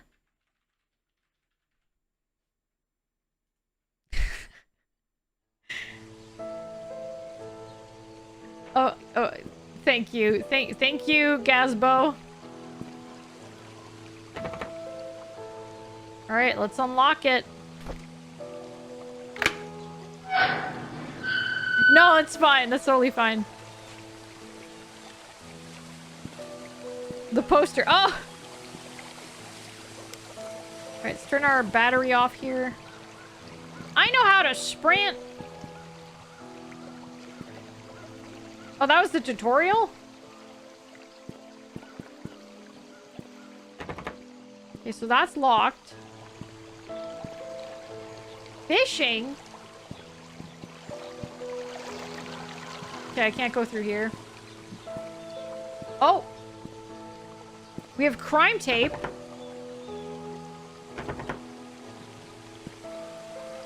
Okay, we got crime tape here.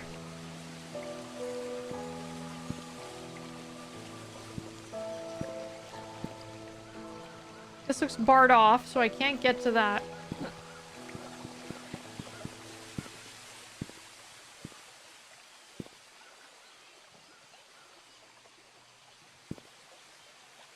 Okay, I'm not allowed to turn on the electricity, the electricals. So that gate's locked as well.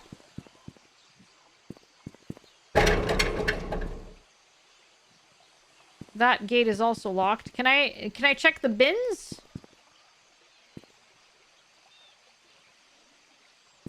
Very dubious adhesive needs. Yeah. This is also barred off. Locked. Locked. Gee whiz, guys.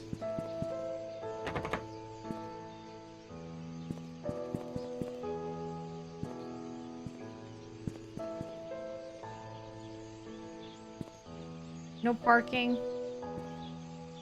Bin is turned over. Also locked. I think all these doors are going to be locked. It's deserted.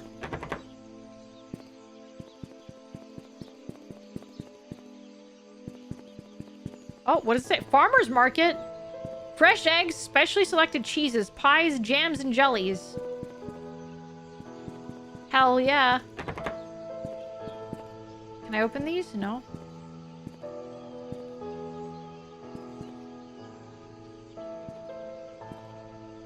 Cheeses! Yeah, I know the other meaning of drawers. I do.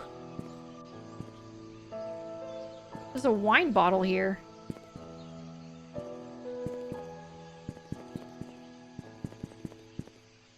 Oh, this leads back up here. Okay. Wait, have I been here?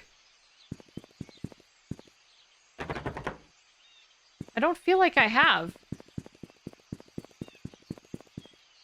Oh, wait, no, wait, what? Oh, there's Anne's courtyard. Oh, this is where the guy was.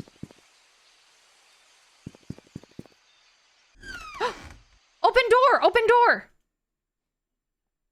Anne's Courtyard is open.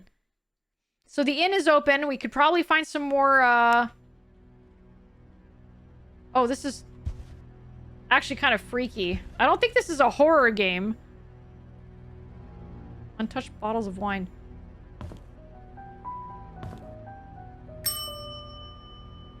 Hello?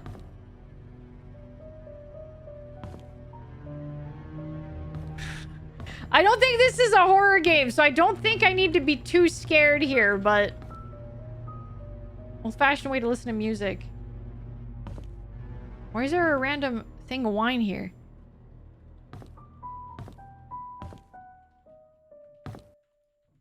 Two cups. Oh, I don't like that. Oh. Here we have... I'm gonna get in there. Stevie's Barbershop. Trims and fades. Open daily from 9 to 6, except Sundays. $9 for regular cut, $7 for children, $7 for beard trims, and $5 for mustache trims.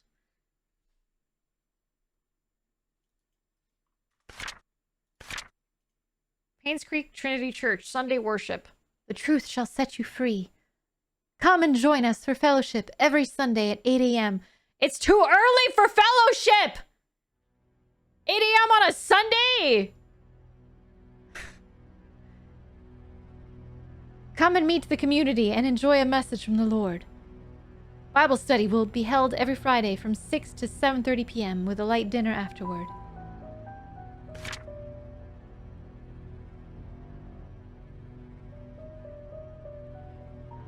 True followers don't think it's too early. I think it's too early. Gone but not forgotten. Join us at our local church as we take this time to commemorate all the lives that were lost 20 years ago. What happened 20 years ago? A word from Father Matthew, testimonies from the relatives, a unified prayer, a chance to pay respects to the dead. Some of the victims were working fathers who were torn away from their families in an untimely manner. If any individual would like to make a contribution to the families who were affected by this... What incident? What happened 20 years ago?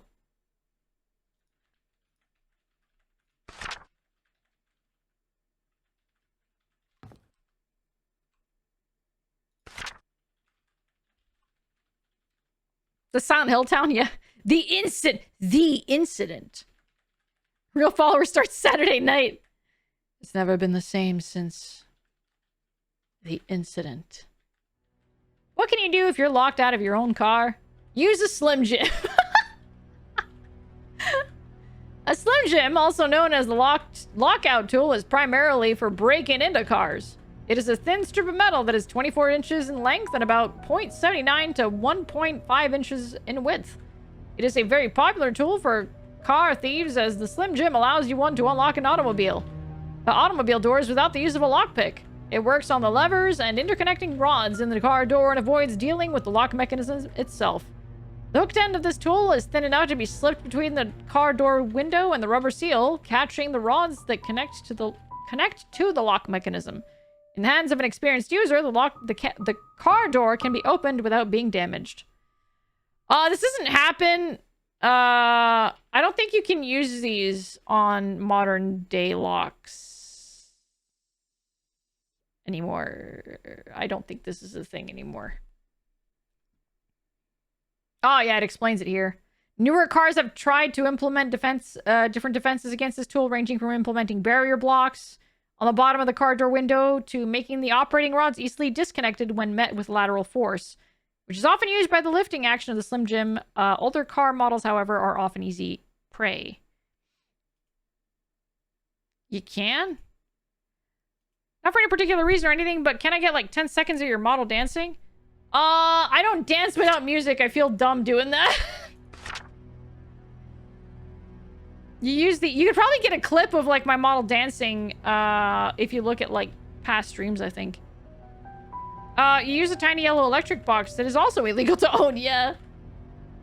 You can use an air shim to force the door open enough for a straight pull. I don't know what that is. It happened at some point where I locked my keys inside my car, and I just had to call a guy. And he had a Slim Jim, so... And then I had to pay like $100 for him to like use a Slim Jim on my car. PAINSCREEK annual fall festival. Robert's Relief Foundation? Is Robert the kid? No, it's Joshua that disappeared. Okay.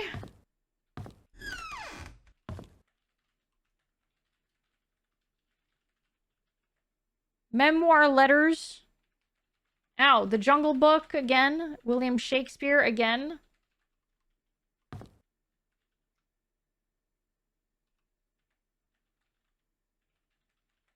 The Story of Tonti. These people all have the same books. Oh, we got some keys here. I'll be taking that. Thank you very much.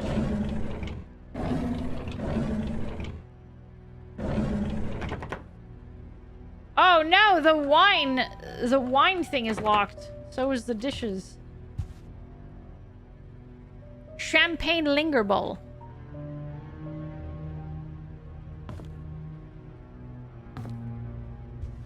Let me see here. Darts? Okay, I don't know what kind of key this is, but we'll take it. Here's that key you requested. 7 Black Pine Road, PAINSCREEK. 7 Black Pine Road. Okay.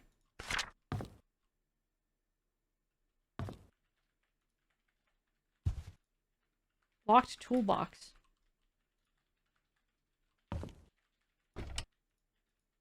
That's locked too. Okay, here we go. PAINSCREEK Community Hospital closes its doors after 60 years of service. Fund embezzlement suspected as key factor? Uh-oh.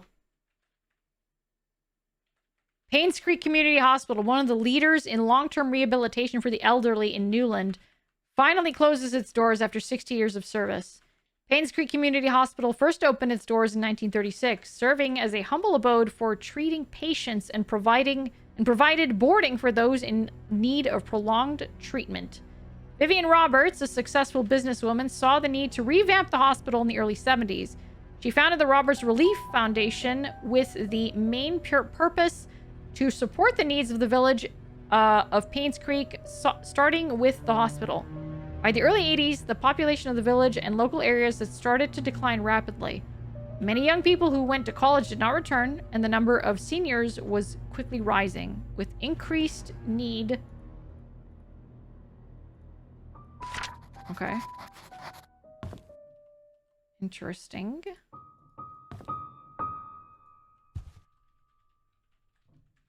Okay, so I got a 201 here, 201 key. I have 202, 203, 204. Nope, 202. Ah, okay, so that's for the room number. It's not for any of these, yeah, okay. Let's see.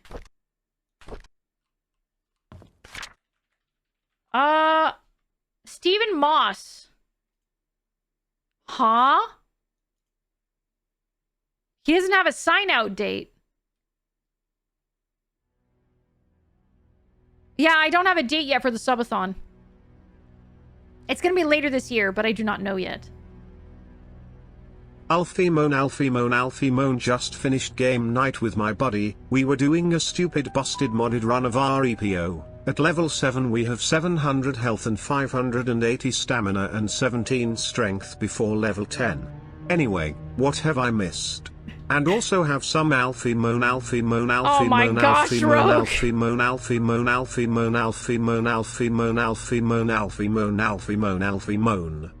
We're murder investigators, or rather, we're a journalist investigating a murder on a town that is slowly being auctioned off. No one lives here anymore, but it is a cold case, and we are trying to find, yeah. Thank you so much, Rogue. Thank you. if only there was a drink Alphena was sponsored by that I could consume. Oh, shit! Guys! Okay, before we continue, I have some really amazing news for folks who are not in the US. GamerSups is actually going to be launching their EU and their AU sites for purchase of GamerSups products. GamerSups is going to be launching a European and a Australian version of their GamerSups website, which means you're going to have better shipping times and better shipping rates because they're going to have locations in Europe and in Australia now. Yes! Yes, you guys can get your subs without having to pay out the ass for fucking shipping. You're also they're also going to be launching that with a tub sale and a free choice of shaker with any tub bought on those websites. So folks who are in Europe or Australia, you guys are going to be able to get a free shaker of your choice with any tub purchase during the launch. So that is going to happen. It's going to be starting on the 31st, April 31st at 5 a.m. GMT or 3 p.m. Australia time. So Saturday at 5 a.m. GMT or 3 p.m. Australia time. So this weekend, the official European and Australian GamerSups store launch is going to be happening. Yep. No, sorry, May 31st, not April, May. May 31st. Did I say April? I apologize. I do mean May. But yes. And my code will work on that, on those websites. You guys can still use my code. Let's see here. The only thing is that the flavor choices are still going to be limited, but they have like really, really good, it's like they're like more popular flavors. But yes, I am sponsored by GamerSups, and for every tub purchase using my code and my referral link, you are bringing us closer to getting my own waifu cup. And it also very much supports me financially. Flavor, I think it's something that they do like with the much bigger creators. But I do have like if like people use or if people purchase a certain amount of tubs using my code, like or referral link or both or whatever, I think the code is like the most important thing, as well as my referral link. Just use both. Just use both. There you go. There's the link. Use Voidling at checkout for 10% off. And each tub purchase counts towards waifu cup. I like a certain amount of tubs purchased within a year will unlock the waifu cup. Just use both. Simple as. Yeah, exactly. I got a drink actually. I'm kind of thirsty. Thank you for the hydrate. Thank you.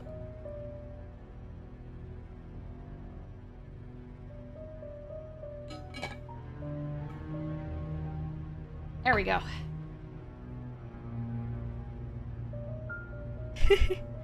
No, the capitalization doesn't matter. Capitalization doesn't matter.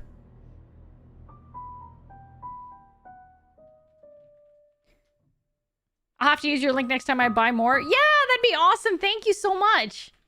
What flavor would you think, do you think your flavor would be? I've talked about this before. If I were to ever get a flavor, I would love for it to be blackcurrant. Blackcurrant, not blueberry, because I think Bao's flavor is like blueberry, but blackcurrant would be awesome. I would love that. You used it to get your JoJo cup? Hell yeah, thank you. Thank you so much.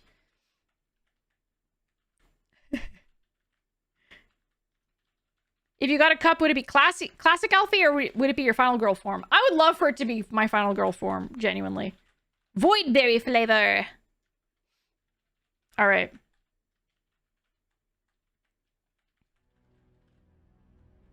Yeah, there's JoJo cups that released like last week, and a flavor as well. It's plum flavored. Gamer Supps had a collaboration, or it started, a collab started on Friday last week, and it's a plum flavored Gamer Supps tub. Yeah, stoneberry, stone fruit or stoneberry, and it is plum. And they have a bunch of like shakers as well. They were gone in seconds. I would not be surprised. I would not be surprised. Yeah, blueberry has been done a lot between Titty Milk, BBL, and Bowberry. Yeah, I'd love to have a black currant though. Black currant. I'd like that. That's something I'd really like. It's a very good flavor. All right, back to the murder. So Stephen Moss doesn't seem to have signed out. So key 201 is missing. Hi, this is Oliver Gibson. I just wanted to thank you for letting me borrow your toolbox and shovel. I'm currently out of town for a few days, and I didn't get the chance to return it yet. In the case you need them, it's currently sitting in my photo lab. Ask Mrs. Patterson for my spare key. The toolbox is here. But the toolbox is there. Okay. Alright, well, we're gonna go to, oh, the lights work. Electricity functions here.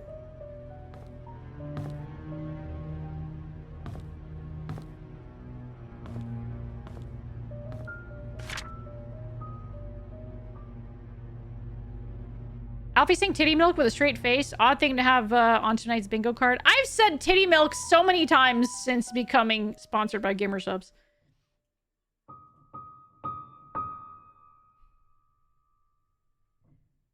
Good night, Kimono!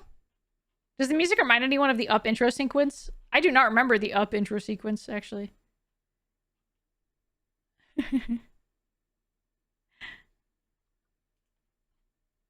Alright.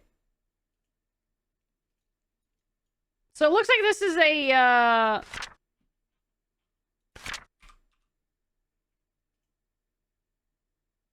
like a tourist's flyer for PAINSCREEK.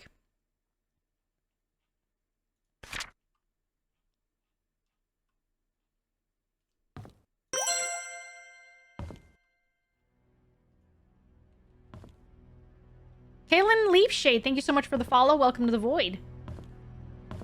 Oh, here we go. Dart scoring. Hello, hello.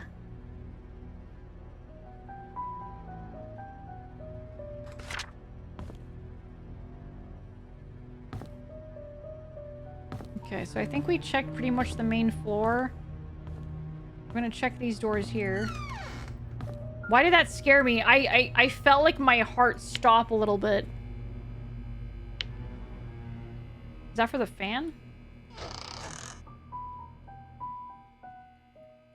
There's gonna be something in here at some point. Oh my god! Where are you supposed to put your legs? Am I enjoying the game? I'm enjoying it a lot so far. I really am. Gamer Subs loves VTubers due to Shy Lily owning a stake in the company. Badger has one too. Yeah! Well, isn't Badger... Oh gosh, I don't want to mix up, I do not want to mix up, like, the owners. Like, the founder of Gamer Subs...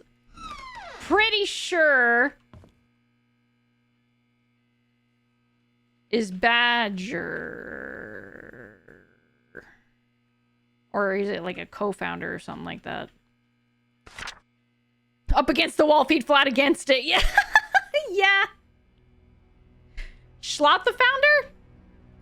I might be very wrong. Give me a sec here. Founder of Gamer Soups.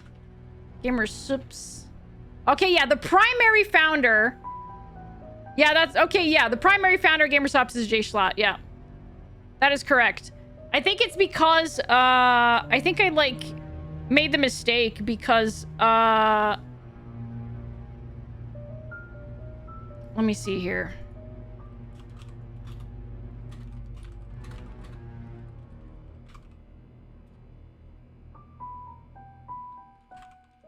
Let me see here. Yeah. Okay. So here's where my brain went. It's because Guacamole Gamer Fart 9000 is Russian Badger's flavor. And, like, the flavor that everyone kind of just talks about, it's at the forefront of everyone's mind when you think Gamer Sups, it's that one. And that one is Russian Badger's flavor. And I was like, oh, yeah, no, 2 and 2 together. I figured that's, that's what it was. But the biggest, like, flavor, the most popular flavor, Guacamole Gamer Fart is the one by Russian Badger. Gamer Farts is the forefront of gamers' minds. It's so silly, and Badger really sticks in your brain. Exactly. All right, but no, yes, the founder, the main founder of Gamer Sups is Jay Schlatt. I hope I'm pronouncing that correctly. Here's some of our usual customers. You might want to memorize this. This is a really weird thing to write down. What a weird thing to write down. Why do you need to memorize that?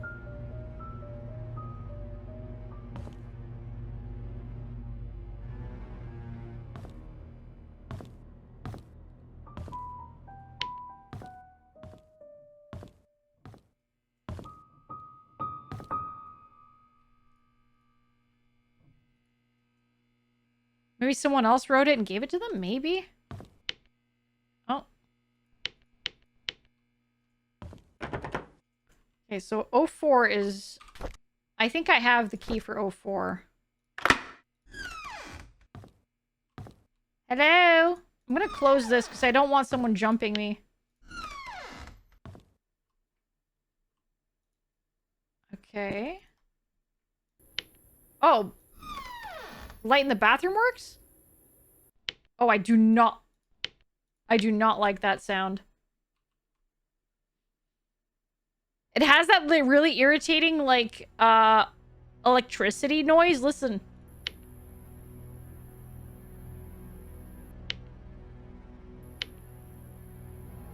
It has that buzzing. Is this a horror game or just kind of creepy vibes? I think it's just creepy vibes. I don't think it's, like, horror. You're a journalist and you're investigating a cold case.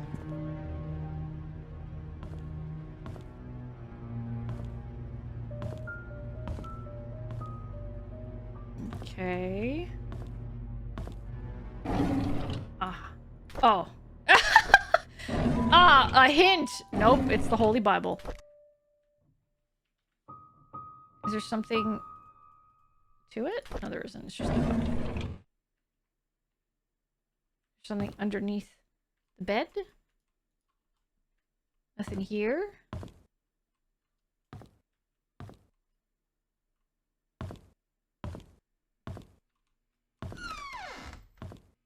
No, 203. I think I have the key to 203. I do.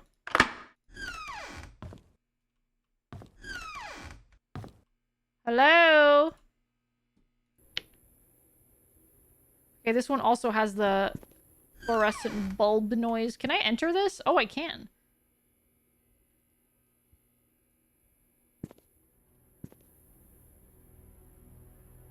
Okay.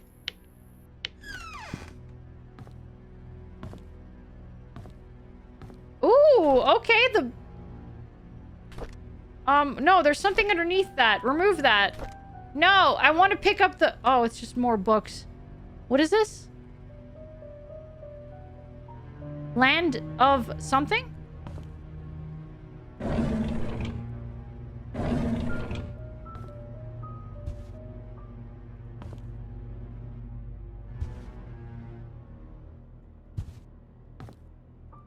Okay, nothing here. Interesting. Aha! We'll go here after. This is 202, and I have the key to 202. Surely that title won't be important later. We'll see.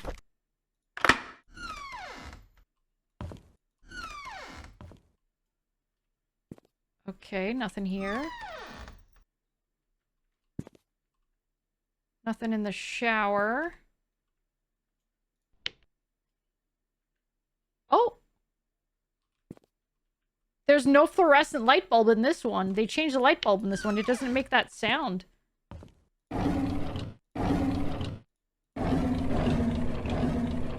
Oh, there's the Bible. They don't have it in the bedside table on this one. Oh, because there's no drawer on the bedside table on this one.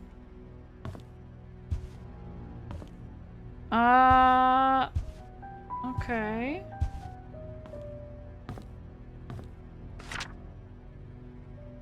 Late rent fee due. Stephen M. Thank you for your rent payment. As stated in your rental agreement, however, when rent payments are not received by April 4th, you must pay additional rent because of a late charge due or because you did not qualify for the rent discount. The required additional amount was not included in your payment and therefore is now due.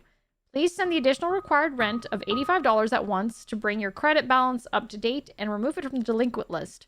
This amount must be paid within 7 days from the date of this notice. Thank you for your prompt cooperation. Rosalie P. Wait. That's not for a key! I can just unlock this.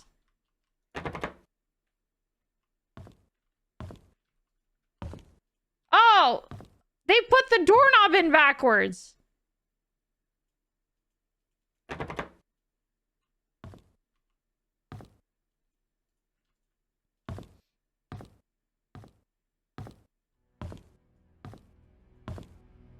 So silly. Oh, dinguses. Okay, I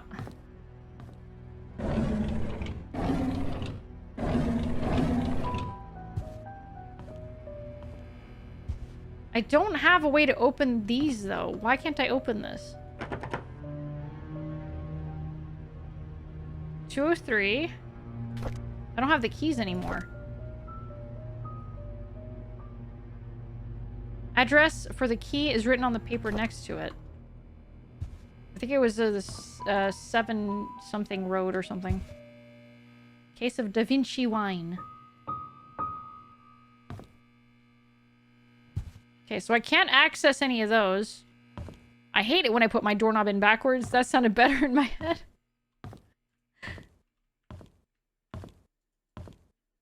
Okay, we've investigated this place thoroughly. I can't enter the other place just yet because I don't have the key. But I'm sure we'll find it eventually.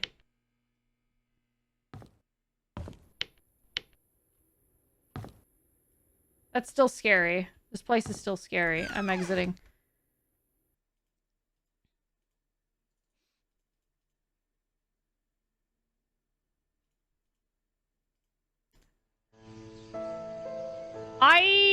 I still am of the opinion that Vivian is probably... Sorry, not Vivian. Trisha? Vivian's daughter is, not innocent. Oh, there's something on the seat here. Oh my gosh, I need a Slim Jim.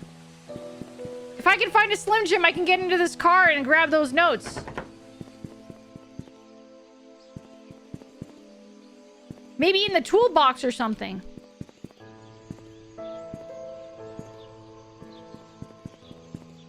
Big books little. Oh, it's Moon Cafe. Oh, damn it. Slam into it with a Slim Jim? Correct.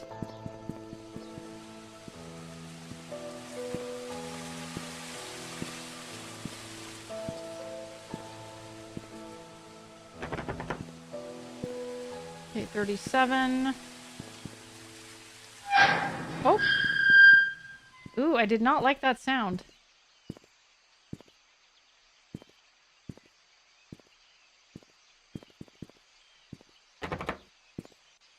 Moon Cafe. Bar special. Okay, there's Black Pine Road. That's 16. 90% of the problems you're running into could be solved with a good crowbar. I agree. I don't think anyone will really care. This place is deserted. I could just use a crowbar on, like, all of these doors. It's probably still breaking and entering, though, right?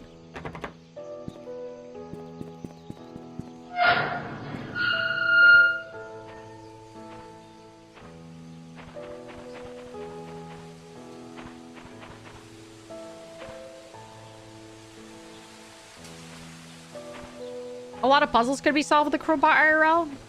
That's true. That's very true.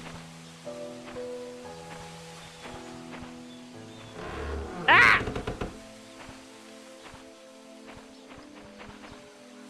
6, 4. Oh! I looped all the way back around.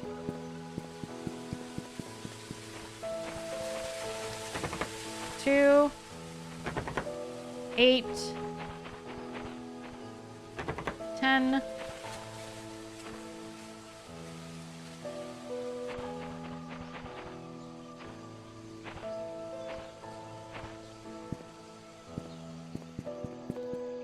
12. I need to find door 7.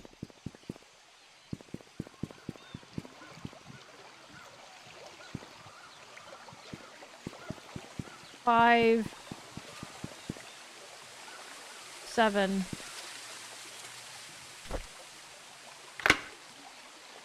Here we go.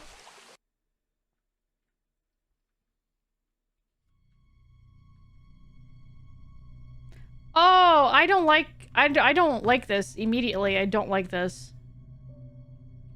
Is that black mold? Or is that soot? Oh, dear gosh. A fire occurred.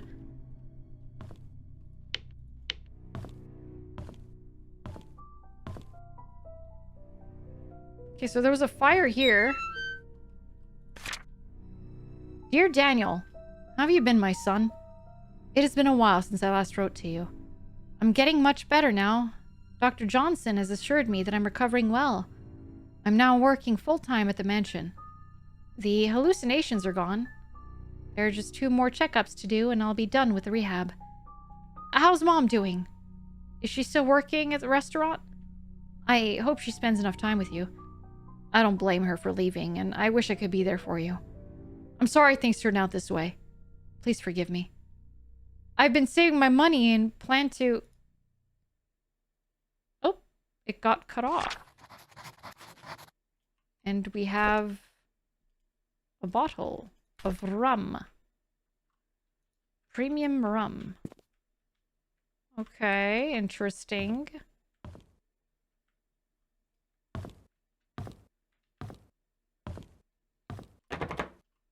Why is that locked? Oh, it's jammed? That's not... That doesn't inspire confidence at all. Oh. Don't like that. I don't like the music starting out of the blue. It makes me very nervous.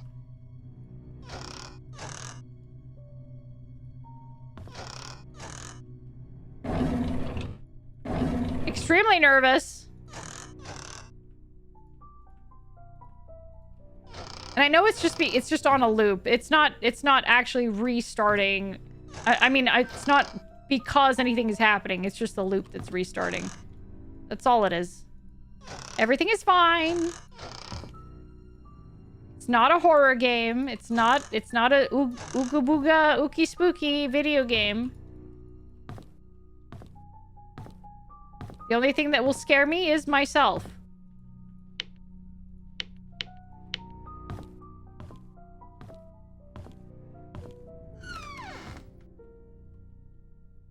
Oh, you gotta be shitting me, dude. You gotta be kidding me, dude!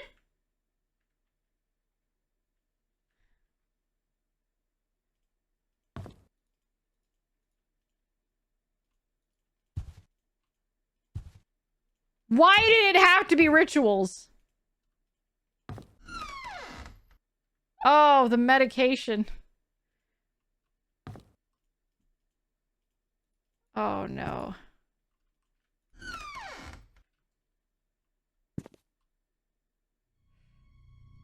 Okay. Andrew Reed, take 1 pill daily every morning with water. What is antidepressants? Xanard. Dr. Johnson, Henry, 250 milligram capsules. Okay. He was taking something else with that. Like, this is a different prescription. This is not... There are 2 prescriptions here.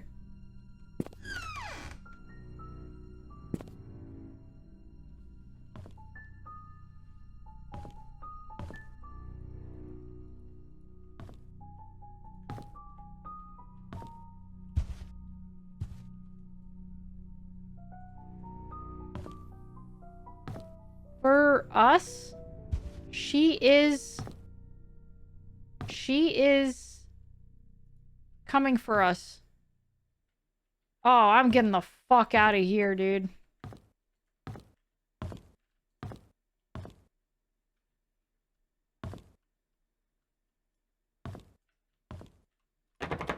Nope, I'm out.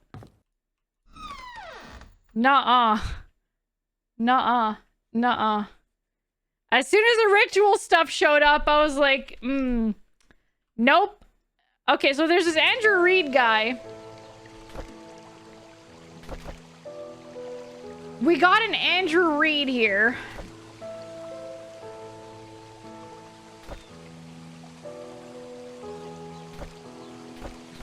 Who is Andrew Reed? And he was on medication with a weird ritual in his, like, bedroom.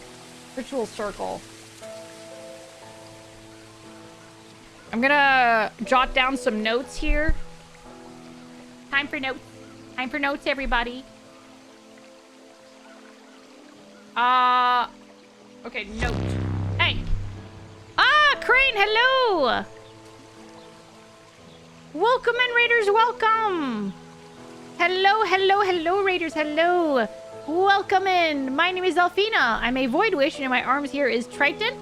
I am a horror streamer, and today we are playing the PAINSCREEK Killings. It is a murder investigation game, and I'm very, I'm enjoying this a lot. It's a lot of fun, actually. If that's your kind of thing, feel free to stick around, and if not, thank you for stopping by. Thank you so much.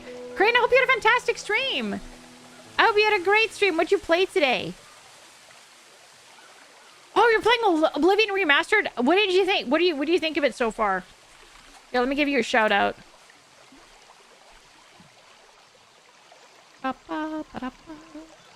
There we go. Everyone, please go check out Crane. They have just very comfy streams. If you enjoy story readings, they have story readings on Sundays. They're very comfy to sit in on. They're very great. They play a lot of really enjoyable games as well. Please go check out Crane. Crane is a very good friend of mine. Please go check them out. Thank you. Doing Mage Guild quests. I think it's wild that necromancers are evil, yet half the mages walk around with demons or zombies. Yeah, a little silly. Thank you for the hydrate. Thank you. Thank you so much for reading in, though, Crane. If you need to, like, lurk to get yourself something to drink or something to eat, please do. It is very important to take care of yourself after streaming. Thank you so much. Thank you.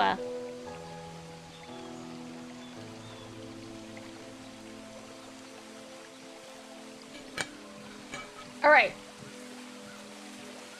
So we have an Adrian Reed.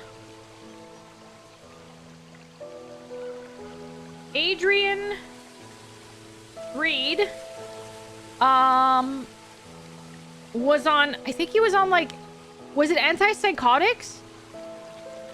No, he was on antidepressants, but he was on antidepressants, but there was another prescription bottle that was on the ground, and it was not antidepressants. It was a different prescription bottle, and we know he had hallucinations. Okay. Antidepressants?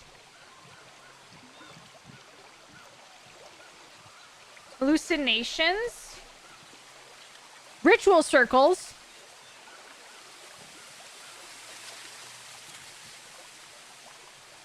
And then the house burnt. The house is, like, burnt. I wonder if the 2 prescriptions caused him to have a psychotic episode of some kind. Maybe. House.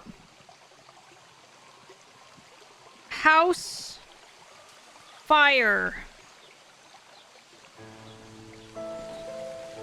house fire was logically probably caused not by something supernatural, but as a result of him not blowing out the candles after his weird little ritual. That's my theory on that. I don't know if Adrian Reed has anything to do with anything here. He did write "She's coming for us," like scratch that out on his wall for some reason. I'm gonna write that down. Is coming for us. Okay.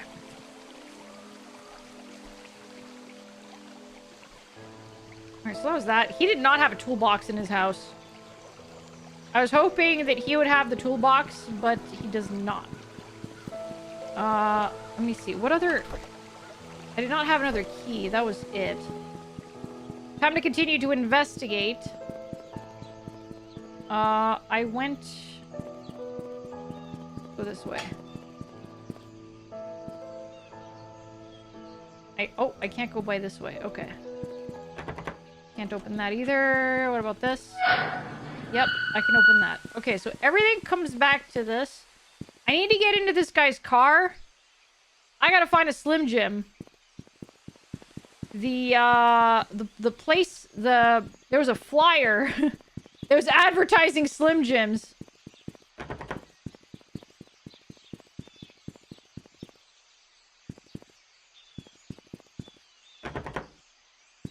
The post office, the United States Postal Service is closed. Oh no. Is that a bookstore?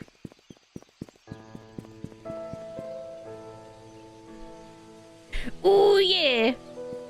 Snap into a Slim Jim.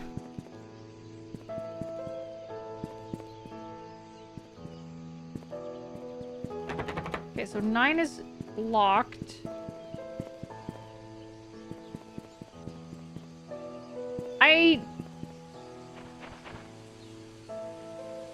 Seven. I wish I could get into, there's a park here. Broad daylight, where is everybody?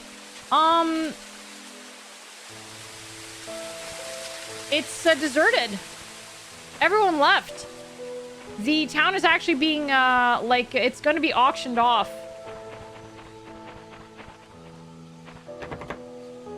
It's a ghost town, yeah. Children must be supervised by a responsible adult.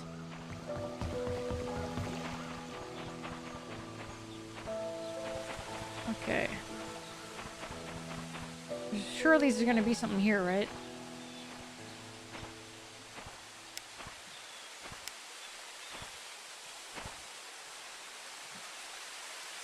Why don't you just break in and literally nobody would care? I think, I don't know. I'll be so real, I don't know why we don't just break in. Oh! Okay, someone set up a birdhouse here. A couple of birdhouses, actually.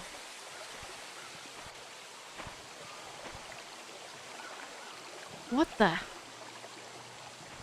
Oh, okay.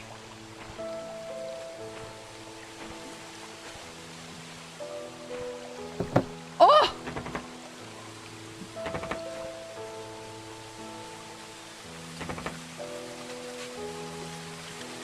I have found something! I can't open it, though.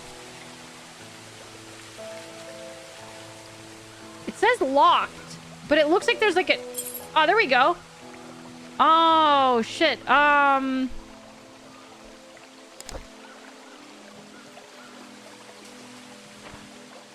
feel like I missed a few steps. I'm gonna write this down. Red box at the park. We got a code? We don't... Yeah, there's a code on this box. I don't know the code, unfortunately. I have the code to the cemetery, but that's about it. Red box in playground.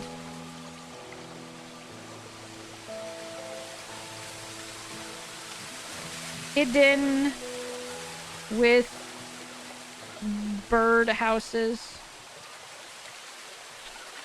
It's not directly in the playground. Yeah, red block here. Maybe I'm being paranoid, but I feel like I'm hearing footsteps.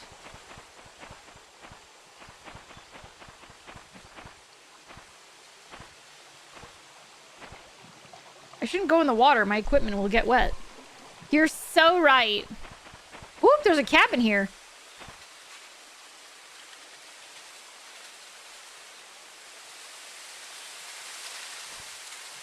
The paranoia keeps us alive. Does it?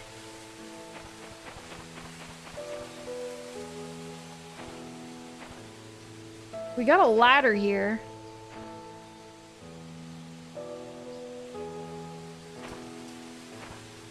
It'd be crazy if you got to skip way ahead on your deductive by stumbling on that. Yeah.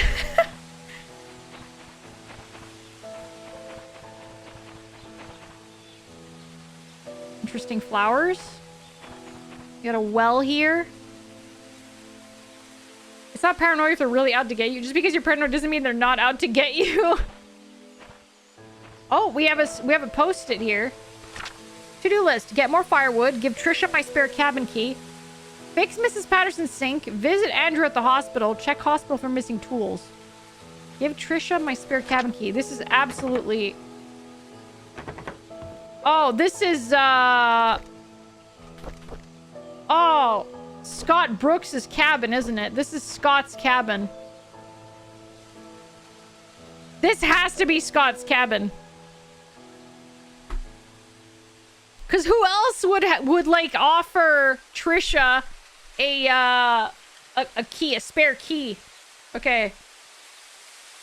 Scott has cabin. Gave Trisha spare key. Okay, so he gave Trisha a spare. Let's have a look at our map here, okay? So we were here. We went to the courtyard. There's the mansion. That's the postal service. I think we're just at like a park somewhere. It doesn't really say where the park is. We're probably down this road here or somewhere here. We should probably go to the mansion, honestly.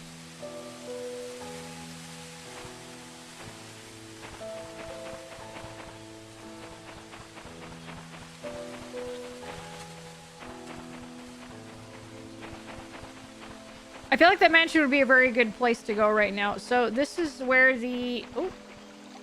No alcohol, no drugs, no smoking, no weapons. And this is along which road? This is, what road is this, actually?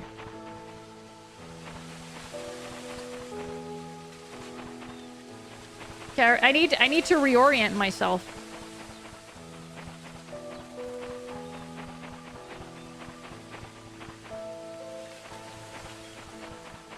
Trail out of order. Scene of the crime? Yeah, I'm trying to find my way back. Okay, yeah, Pebble Lane. Yeah, okay, yeah, so I went down this road here. The community hospital. So Pebble Lane is there. Town center is here. So I gotta go back around, go to Walnut Avenue here. If I want to get to the,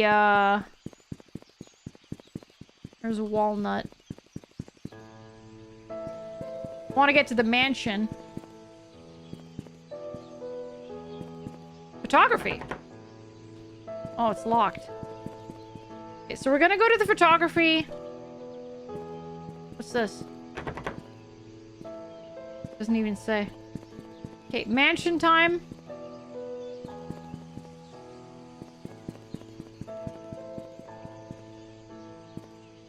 Maple Drive. Yep. At the top of the hill. Watching above the town. Oh. Looks like there's a... Ooh, looks like there's a, like a little, You could get to the mansion from here. Interesting. Okay, we'll investigate the mansion first. We'll come back down this way later. Let me see if that's on the map. That's not even on the map. Oh, no, it is. Kind of. It matches... It meets up with Black Pine Road. So if you were to go here and go here, you'd probably be able to... Ow! You'd probably be able to reach the cabin that Scott owns. Oh, this is probably closed off, isn't it? Oh, it's not! Thank you for the hydrate. Everyone, please take a sippy.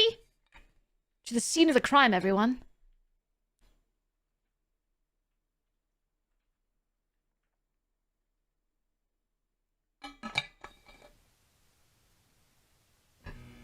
Okay.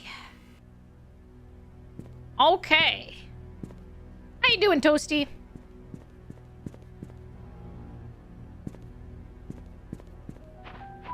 So she was found on her lawn. I say on the lawn, but out front. We're not gonna I don't think we're gonna find like a chalk drawing.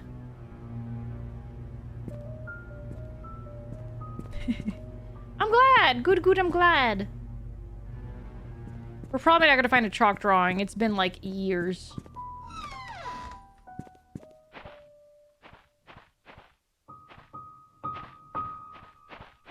Oh, you can see inside the house.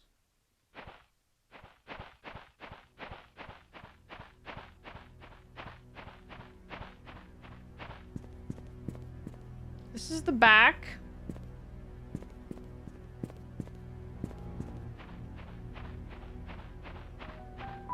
Aha! Damn it.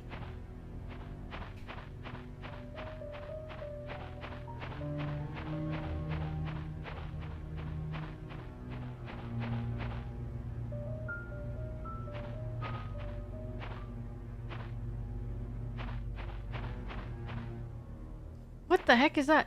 Okay, no, it's just a shed. Ah, damn it. Code locks.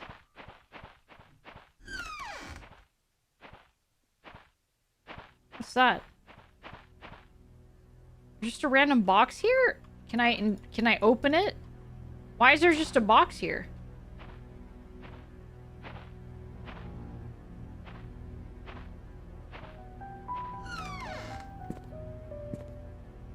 A lot of codes, yeah. Garage.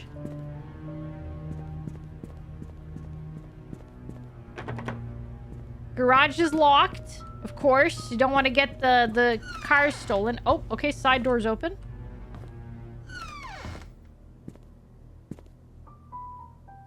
Huge laundry room. We have a diary. We have a diary. May 23rd, 1993. This is before the murder. I've been here for almost 3 months. Everyone treats me well. Most of the workers have been here for a long time, some as long as 30 years. Dorothy's probably the oldest maid here. She's really nice and is responsible for taking care of all the maids. She's always giving me snacks. The other oldest worker is probably Bernard, the butler. He's so serious. I don't think I've ever seen him smile. June 2nd, 1993. Dorothy and Bernard don't talk much to each other. However, they are perfect when it comes to attending Charles and Vivian's needs. I guess that's why they're in charge here. I noticed Charles and Vivian are never together much either, even when they are both at home. They don't seem happy. What's going on? Okay. June 13th. Vivian was passing by when I broke the vase. I must have been really nervous because I stood there for God knows how long. I thought she would scold me or even fire me. Instead, Vivian invited me to have tea with her. She asked about my parents and what I wanted to do in the future. I told her I hoped to open my own deli someday. She said I could do anything if I set my mind on it and work really hard. Like me, she used to be poor. Now she's a successful businesswoman. I hope to be like her someday. July 6th. Wanda's sick. I've heard she has cancer. It has been 2 months since I took over for her. Her son, Derek, stays with her whenever... So Derek is the chauffeur. Who's this? Was this Scott? I took over for her. Her son, Derek, stays with her whenever he's not driving Charles. I feel sorry for them. Luckily, Mr. Roberts helps with their financial needs. I pray she gets well soon. Andrew shouted at me for walking on the grass, though I was sure I didn't step on it this time. He's always drunk anyways. Oh, no, Adrian. Is it Andrew Reed? Andrew Reed or Adrian Reed that was on the medication? I think I'm getting my names wrong. Scott told me to ignore him. Okay, so this is not Scott. Okay. Scott told me to ignore him. I'm not sure how he could be so patient, always taking care of Andrew and covering his workload. I would have assumed that Scott was Andrew's son if I had not known that Father Matthew adopted him years ago. He's so nice and talented, not to mention handsome. If only he wasn't taken. If only he wasn't taken! He's dating Trish! He's dating Trish! My theory is being supported right now.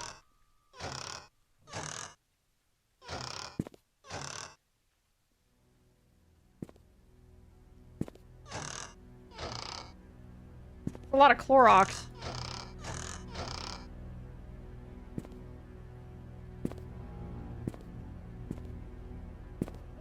It supports my theory.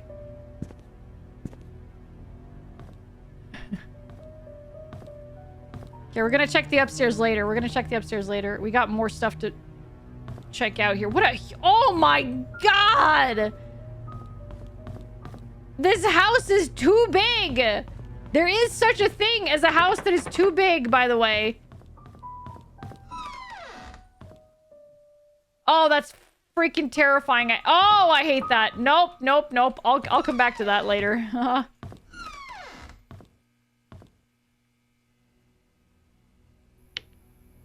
They have a mini museum.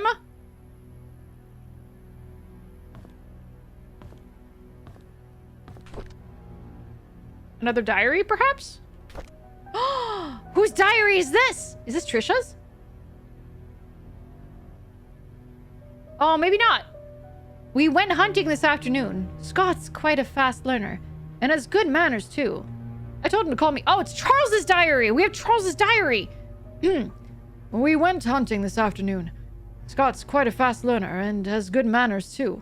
I told him to call me Charles, but he kept saying it's more appropriate to call me Mr. Roberts. He almost got the deer on his second try. If he keeps this up, I'll take him over Bernard as my hunting partner. June 11th, 1993. Trisha's been rather obvious in her interests.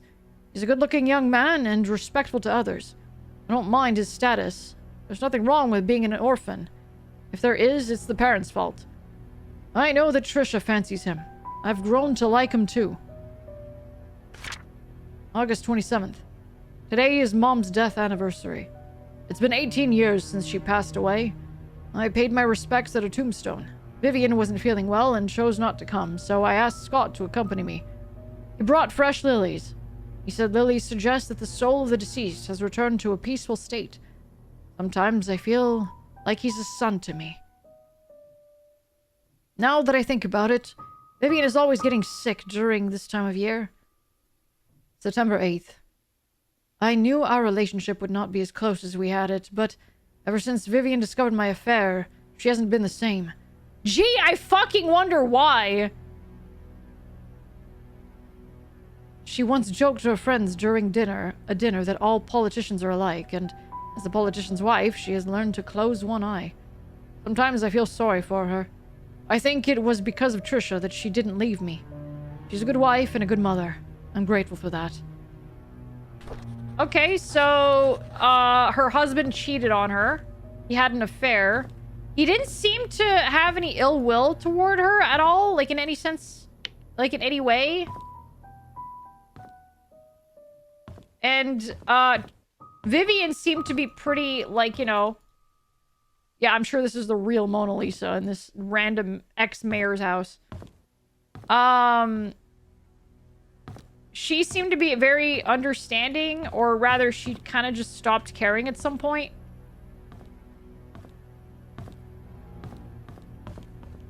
Okay, very interesting.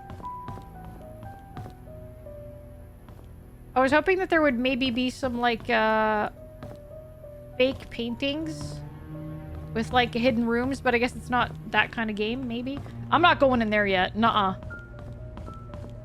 Oh.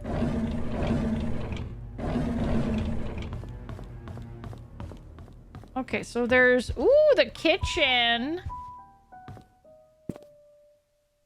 What the hell? Why are the bottoms of this table so wide? You could bump your foot against that so easily. Hello, Faye. How you doing? Are you here to help us investigate a murder? We're trying to solve a cold case.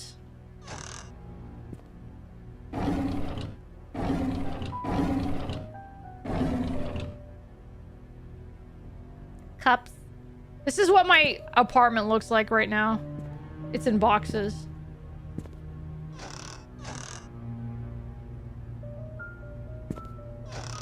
I was very upset the other day because, like, I haven't been, like, writing down what's in the boxes as I start putting them away because I'm a freaking moron. And as I was sorting, like, books to give away and books to keep, I think I accidentally, like, put one of the boxes that had, like, old jewelry from my aunt, my late aunt, like, in it. And I think I may have donated the box that has the jewelry in it that belongs to my late aunt. Yeah. And I was like, where is it? Where is it? And I couldn't find it. And I asked my dad, because I had brought some boxes over to my parents' house. And I was like, Dad, is this box over there? Like, can you find that box that has this jewelry box in it? And he's like, I don't see it. I don't think it's there. And I was like, fuck. And I told my mom about it. And I'm trying to tell myself, like, I was trying to tell myself, okay, it's gonna be okay, but, you know, my brain is just like, but she gave it to me, and, like, she really loved those rings, and she knew I like to wear a lot of rings, and she gave them to me, and I wasn't wearing them because they didn't really fit, but I just had them, because, you know, they belonged to her, and I really liked that aunt. And then I told my mom about it, and my mom was like, you know, Alfie, I think the best way to look at this is that your aunt would probably be fine with you having done this, because, like, even if you didn't mean to, because at least someone now is going to buy these rings and actually wear them, because you didn't really wear them anyway. You had them, but you didn't wear them. And now that you've given them away, well, someone's going to be wearing those rings, and it's going to make them happy. So I was like, yeah, probably. And I had to make peace with it because I feel like a fucking asshole, you know, like donating something to a thrift place, like something for, like, you know, a place that is literally there to, like, you know, give to people that are, like, have, like, you know, not much money. So it would be kind of shit for me to go back and be like, hey, did you guys see, like, a jewelry box that I left here? I didn't actually intend to give that to you. You know, it feels like it, like, maybe it's normal, but maybe not. I don't know. But I think that she made a very valid point. I think my aunt would be very fine with, you know, me having given it away so that people would actually, you know, buy them and wear them. So I've made my peace. I'd go back for it. You legit made a mistake. Yeah, but again, I wasn't wearing them. I just had them stored in a jewelry box, and it was kind of just sitting there, you know? So, yeah. It's okay. It's fine. It's been like 3 or 4 weeks. I think it's gone. I think it is long gone. I don't think I'm ever getting it back. Okay, shopping list for Trisha's birthday. 3 packs of balloons, candles, new tablecloths, baking powder, strawberries. M. That's probably the maid. I know my local Salvation Army is helpful about that sort of thing. Yeah, ooh! Mansion room key. It's not a Salvation Army. It is very much like it's a very, like, local, like, thrift shop. They take literally anything off your hands.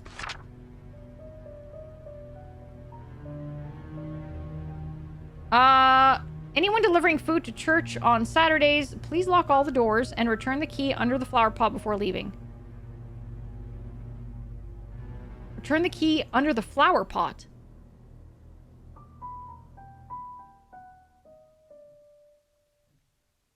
Gotta check that, yeah. Flower pot.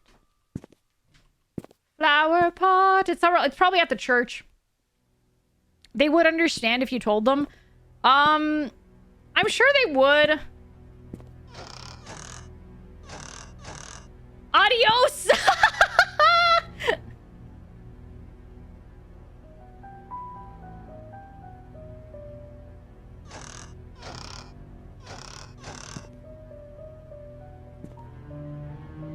Same font too, yeah.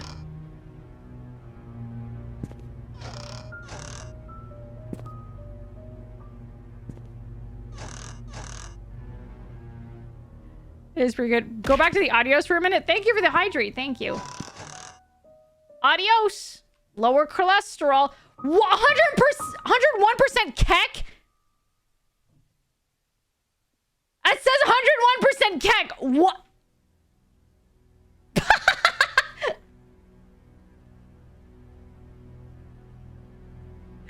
Oh my god.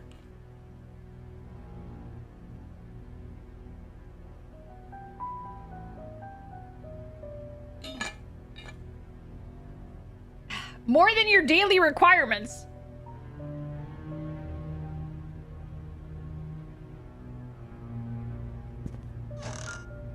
Amazing.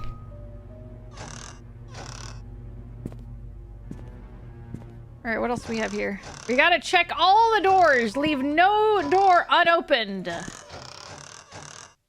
I think I've checked all of these.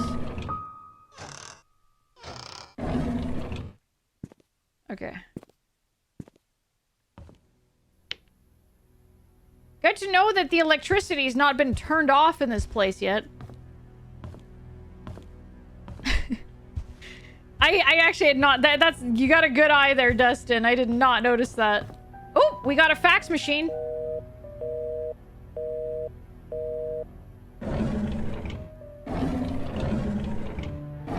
Okay. Oh, here we go. Dear Mrs. Roberts, on behalf of Jackson and Lewis, we'd like to thank you for appointing us to be PAINSCREEK Community Hospital's medical provider. With your husband, Mr. Charles Roberts, running for mayor, some might consider this partnership to solely be for the benefit of his status. On the contrary, it also greatly benefits us, as your supporting funds allow us to continue our research and assisting our elderly patients. Details of the contract will be sent over shortly. Please go through the papers, have them signed, and return to us by the end of the week. Okay, interesting. Dr. Henry Johnson found drowned in a vehicle at the bottom of Cherry Creek Lake? Body submerged in water for as long as 15 days. Uh-oh. Wait. July 13th, 2 years after the agreement, he was found drowned. A burgundy car was found at the bottom of Cherry Creek Lake yesterday afternoon. A swimmer who chose to remain anonymous said he was diving in the lake when he saw what appeared to be a red car glittering at the bottom of the lake. He swam towards the vehicle and was shocked to see a body in the driver's seat. He quickly called the police. 3 hours later, the vehicle was pulled out of the lake and the body was identified as Dr. Henry Johnson. Based on the police report, the body has been in the water between 10 and 15 days. PAINSCREEK Community Hospital confirmed that Dr. Johnson last checked in on June 28th, 1995. The hospital staff assumed he had left PAINSCREEK for business purposes, which Dr. Johnson was known to do rather privately. No missing person report was filed, I assume. The eyes look really weird.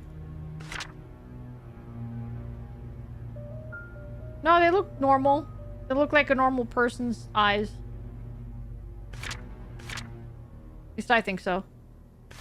So this was... Oh, no, never mind. Not 2 years later. It was like 20 years later. Almost 20 years later, he was murdered? I'm saying murdered. It could have been an accident. You know, I can't...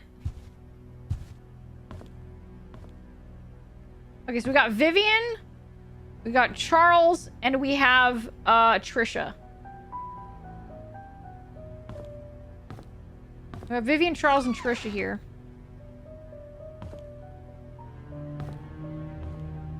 Unless I'm wrong, it's been an anonymous male that's found each of these. I know people like to stay anonymous, but I have a hunch it might be the killer. No, the Vivian was found by her maid. The maid found Vivian.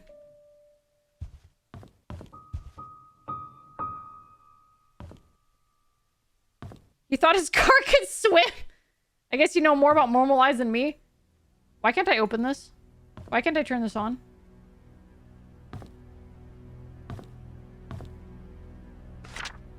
Oh, okay, cool. We have, okay. Can I keep this? Oh, thank goodness. Okay, I have a map of the second floor. That's good.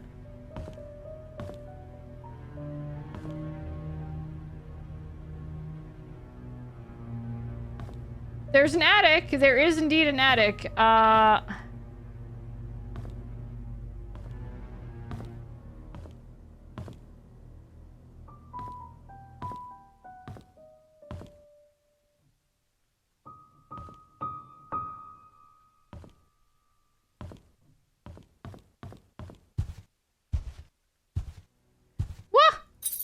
Damn it! 1, 2, 3, 4, 5. There's 5 numbers to this one. Ah, jeez. So many codes. All right, let's go up to the second floor.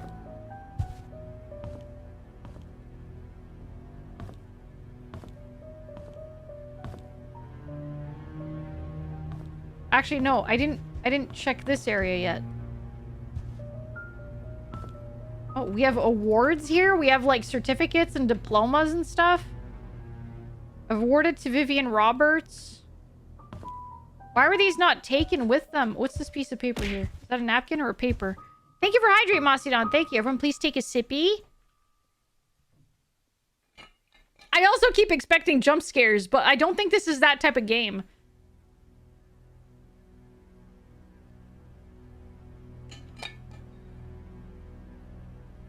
And a posture check, everyone, please. Oh, wait, there was a stretch? I didn't even stretch earlier. I'm gonna stretch. Ah. All right.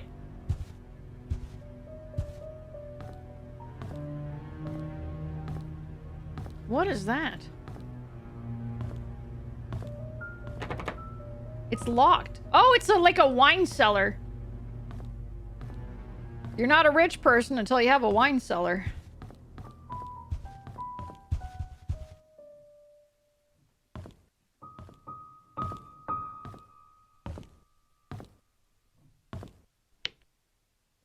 Okay, so these lights don't work. Some of the lights work and some of them don't.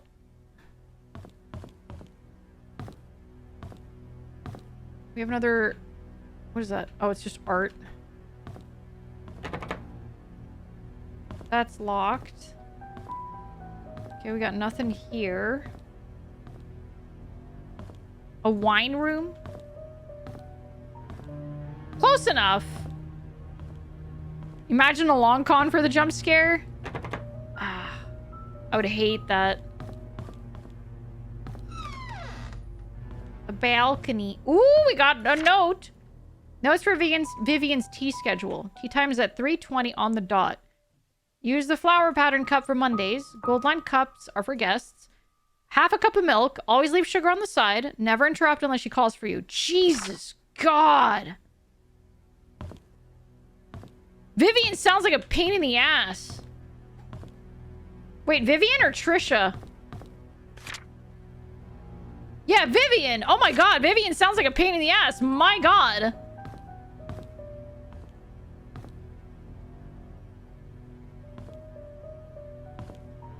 Oh, I don't like that. They have negative space here. They could be doing something with that spot, but they didn't do anything with it. What the heck? Why is that just there? It's just empty.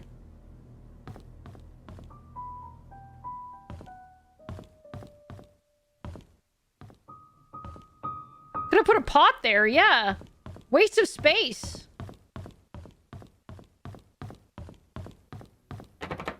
so that's locked. We got a pool table here. A sheet to count scores. Unity assets. Oh, so these lights turn on. Okay.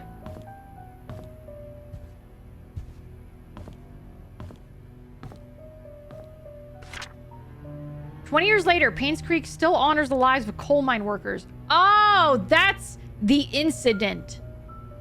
Incident that would forever be remembered by the villagers of PAINSCREEK. Despite shock and pain, tragedy that it was a tragedy that united everyone. 20 years ago, 6 members of this village, together with 13 others from towns of Hillsdale and Old Creek, perished in one of the coal mine demolition programs.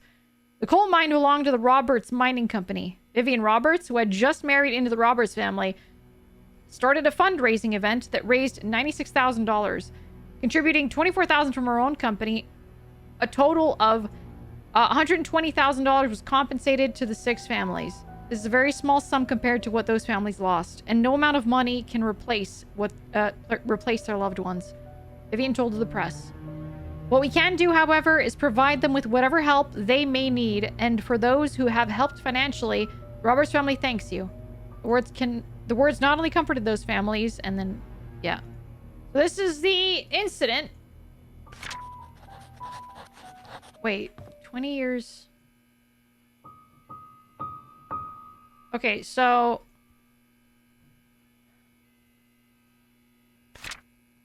This was the first incident where, 19 people passed away in 73. In 73, 90 people passed away. And then in 95, no, in 93 or 95 or something, 93 maybe? I think it was. Hang on, let me check my thing. Yeah, in 95, Henry was found drowned. And then the same year, Vivian died?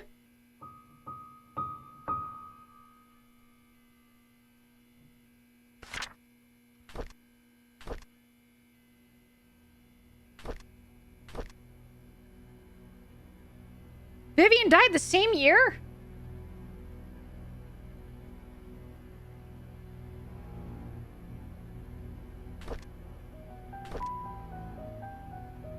Murder case report. Yeah. A month later. A month later, Vivian was murdered.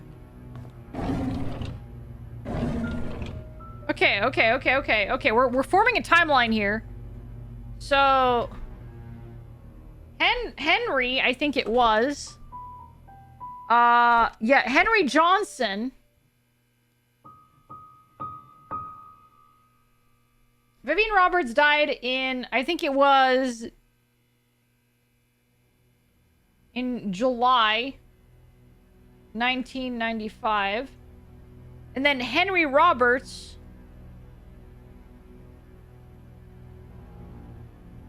same month. No, in June. In June of 1995.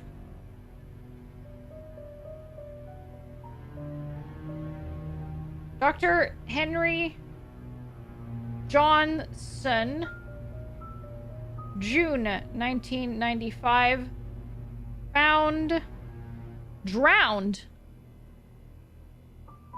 in car at bottom of a lake. And he was, let me find the,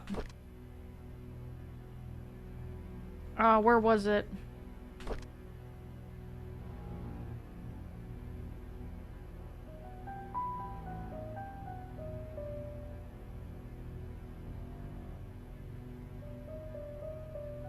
What year was this?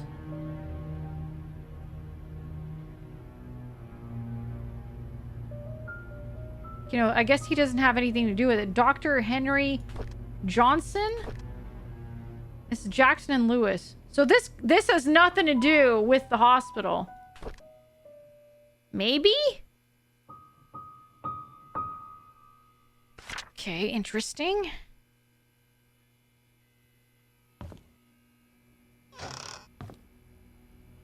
Nothing there.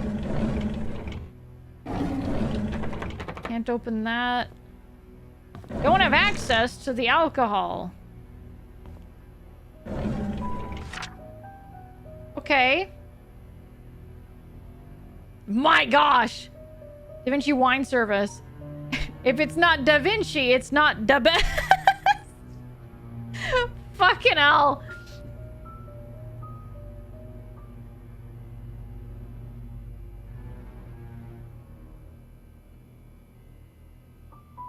Okay, so they bought a frick load of wine. This isn't Da Vinci wine! Estate-grown Slovenian wine.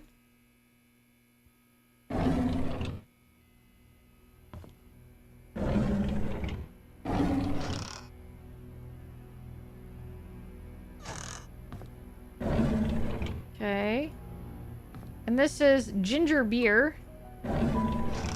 Oh, we got something here. More wine. Da Vinci's variety. More Da Vinci wine. More Da Vinci wine. Oh, we have a note here. I'm sorry, Thomas. I must have forgotten to check the inventory. Apparently, we are missing a case of Da Vinci's. Please don't tell Mrs. Roberts. Well, I don't think they're gonna mind. There's so much Da Vinci's wine here. What the frick? Wait, there was a case outside. There's a case of wine outside, just sitting outside. On the side of the house.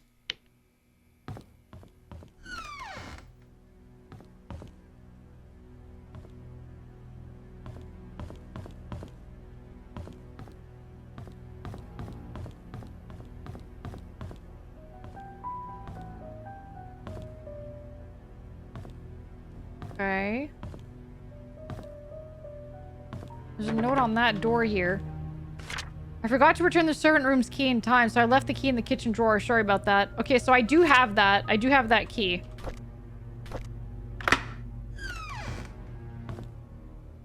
This is the servant's room? They have to share a room with bunk beds? Bruh. They don't even have individual rooms. Guess they have a TV.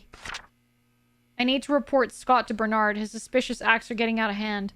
Today I saw him peeking into Mr. and Mrs. Roberts' room from the window. He's been told so many... What? Scott! What the fuck? Okay, so Scott was peeking into the parents' bedroom window.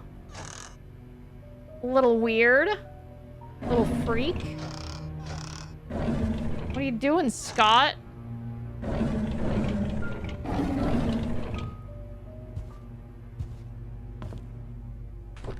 We got another diary here. February 95. I was cleaning the mansion attic today when I found Derek and Wanda's old stuff. I asked Derek about it and he told me he used to live here with his mom until he was about 6 years old. We chatted for like an hour. I have never talked to him that much. It felt quite nice talking with him. Rather relaxing. March 3rd. I had to interact with Bernard today. His left wrist was swollen pretty badly. When I asked what happened, he claimed he fell during rock climbing and twisted his left hand, so he can't help with writing the Easter invitations this year. I told him he only needed his right hand for writing. He looked at me as if I was joking. How could I have known that he was left-handed? Fair. Dorothy asked me to help her clean her house tomorrow. I didn't know she had her own place. I thought she lived with the Roberts family in the nanny's room.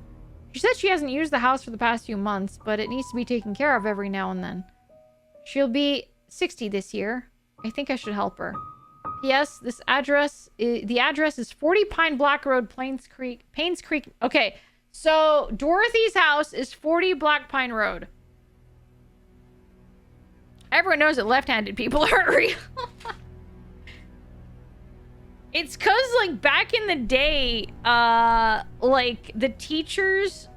This mostly happened in, like, schools where, like, nuns were the teachers, but, like, you'd get corrected if you were writing with your left hand. They would, like, slap you on the wrist if you started writing with your left hand.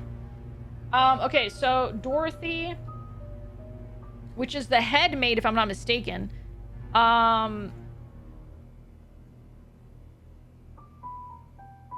Lives at 40 Black Pine Road. Okay.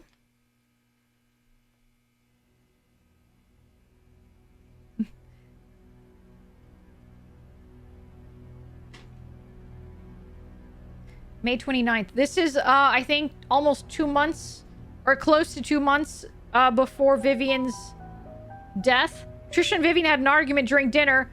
Vivian is thinking to send Trisha to college, but Trisha wants to be with Scott. She's not thinking straight. Ah! Ooh! Oh, I feel it. I can feel it. I feel like I might be onto something, guys.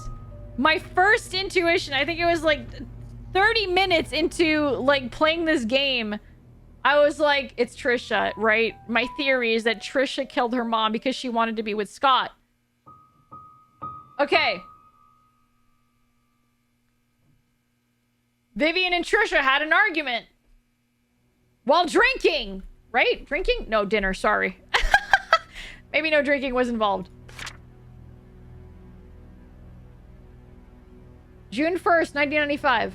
I was about to clean the gallery when I noticed the door was already slightly open. I looked inside and saw Mr. Roberts standing in front of a painting. Right before he left, I heard a faint click. As he was leaving the gallery, I hid in the staircase hallway. When I was sure that he was gone, I went into the gallery to see what he was so entranced by. It was just a painting of an old woman with a white headband. I wonder what's so interesting about this lady. Bore pass pin. Hello, Monkey! Thank you so much for 29 months. Thank you. On the big cork board, Trisha's mugshot is circled in big red marker with a crazed Alfie laughing in her own headspace. Yep. No, I'm like 90% sure that it's Trisha. Okay, so there's something up with that painting. Clearly. Old woman painting. Old woman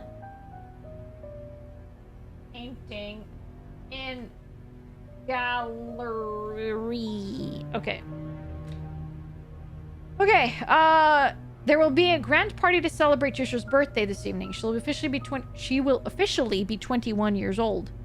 The white headband. Yeah, right. I think I saw it earlier.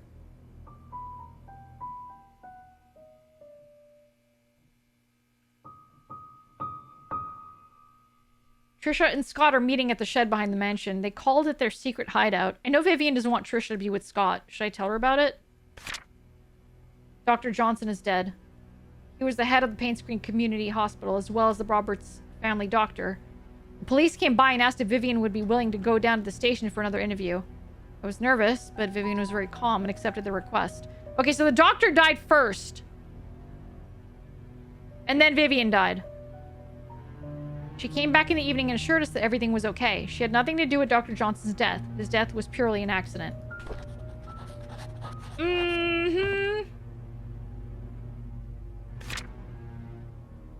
I was cleaning Mrs. Roberts' tea room when I stumbled across a pile of letters full of negative comments addressed to her.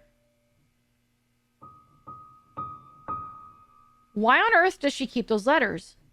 She, more than anybody in this town, doesn't deserve to be attacked by these faceless cowards. People cannot see the positive impact she has made for this community. It's not her fault that her business deals can't please everyone. Okay, so she was not loved by everyone. I mean, I don't think I'd love her either if, like, she was as picky as she was about her freaking tea. Honestly. Oh. I have an exercise room. Oh, Vivian's locker. Okay. Whose locker is this? Trisha's locker. Derek's locker. Charles's locker. Bernard. Ooh, Bernard! You have a key. Oh, give me that.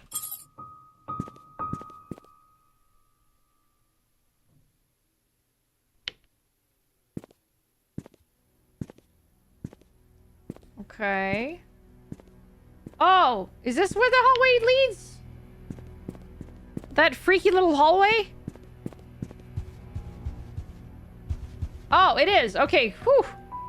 Alright, I was scared for nothing. But where's the attic?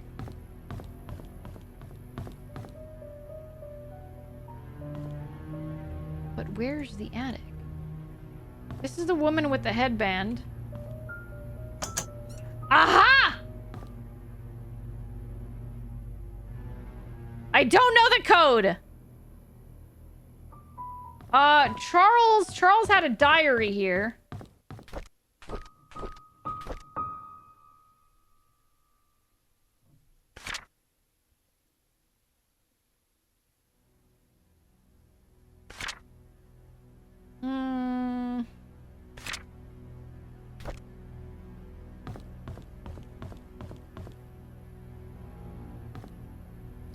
Oh my god, there's so many codes that I just tried. 1974 maybe? 9? Oh, 1, 2, 3, 4, 5, 6. No, there's 6 numbers.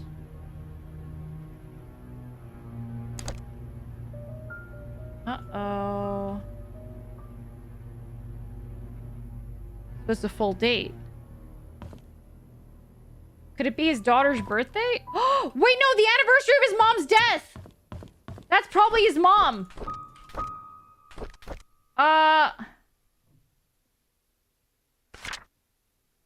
August 27th, 1993.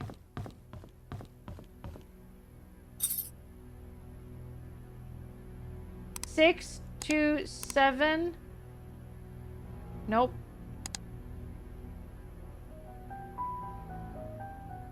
Yeah, okay, yeah, maybe. 06, 27, 93?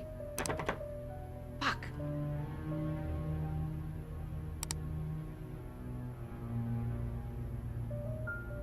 Zero 6 2 7 93. Okay, so it's not that. 18 years prior would be 75. Oh, 70. That's true, yeah.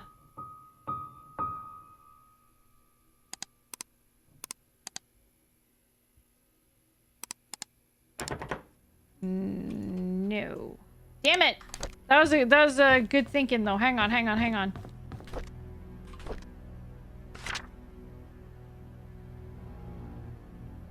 18 years.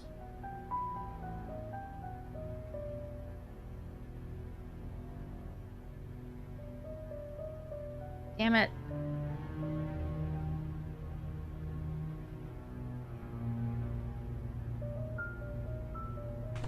That was a good guess. I was just assuming that it's his grandma. Maybe it's his mom. Maybe it's not, though. Day, month, year? Let's try that. 27/06/90. Nope. Oh, first let's try 93. No. So it would have been 75. So 27/06/75. Nope. That neither. Damn, those are good guesses.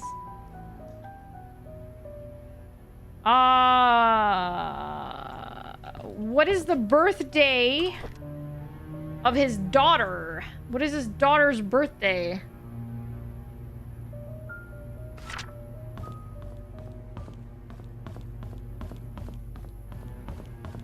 Let me go see if I can find his daughter's birthday.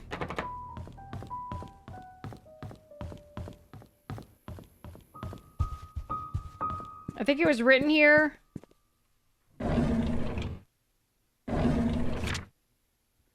Never mind. It was just a list for her birthday. It wasn't actually her birthday. Dang it! Okay, well, what do we have here? We've got a key. Oh, it's a house. Found it. House entrance key? House entrance key? Oh, it's probably Dorothy's house.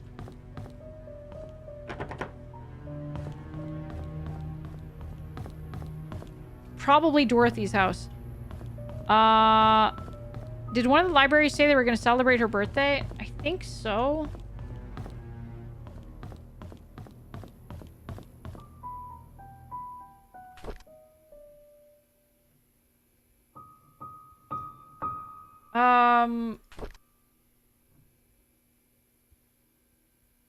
Okay, so there's... Okay. Vivian. Wanda. So that was in 93. What about 95? Cleaning the attic today. I found Derek and Wanda's old stuff. Where's the attic? Okay. I don't think I have access to it yet. Bernard, Dorothy, Trisha, and Vivian. Clean the gallery. Oh, Trisha's birthday this evening. June 11th, 1995. And she'll be 21 years old. So she was born in 72. June 11th, 72. Ow. Wait, 74. Why did I think 72? 74. Thank you for throwing an item at me. Thank you. 74. June 11th, 74. She was a Gemini.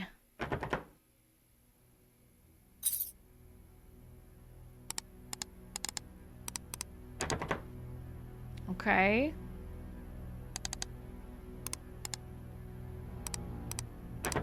Nope. Yeah, it's all good, Bert. It's all good. Thank you for stopping by. Okay, so it's not her birthday. Thank you.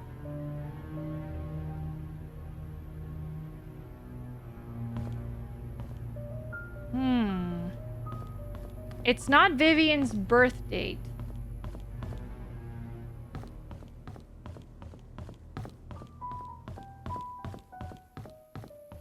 Let me check the map here. Second floor map. Balcony, Trisha's room, attic. Okay, wait. So, here's the staircase.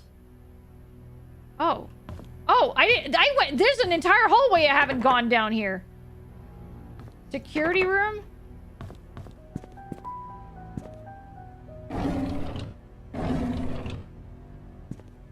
It's a massive place, yeah.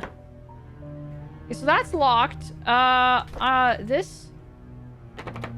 Nope.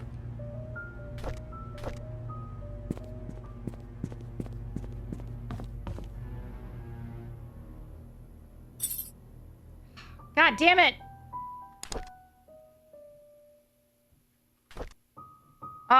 Security.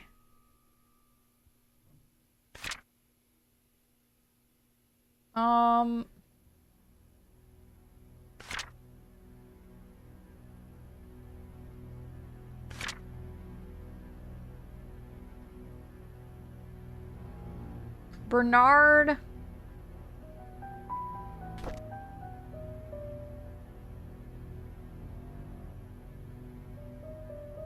Bernard probably wasn't in charge of security, I would assume.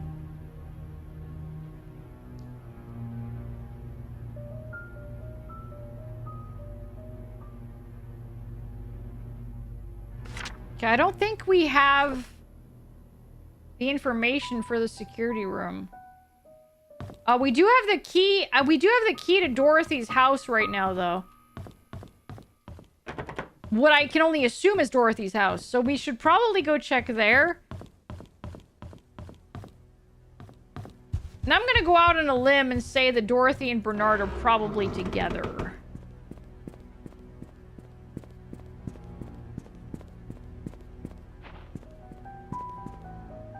And she lives on,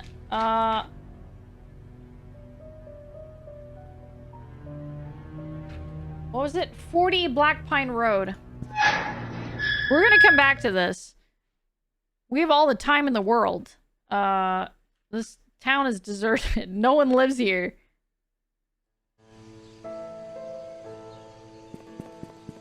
Alright, so, map. Black Pine Road. Okay, so literally, like, 40 Black Pine Road. Who's your suspect so far? I think it's Trisha. I think it's Vivian's daughter that killed her. It's 11. We're on Black Pine Road here. 10. 9. Okay, so this way.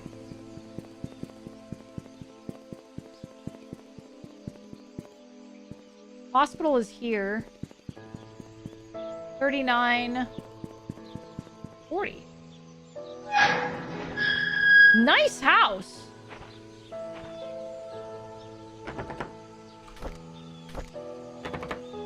What? It's not the... Oh?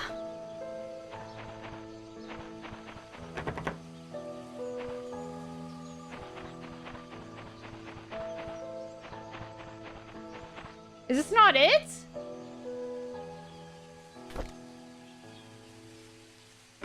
A house entrance key. Yeah, Trisha is the big red circle that I have. In my opinion, I think that's what it is. That's who it is. I'm gonna go around. Maybe I can get in around. Nope. That's locked too. I can't jump. Why can't our character jump?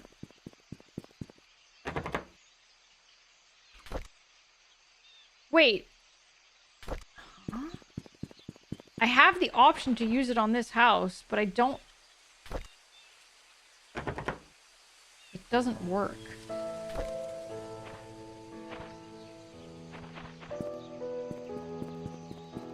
Whose house is it? Whose house key is this?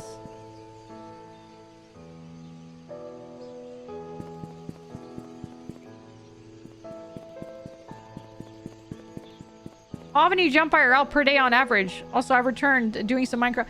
I mean, if I needed to check over a fence and I couldn't see it, like, I'd be jumping. I would be jumping right now. Bernard? We don't know where he lives, though.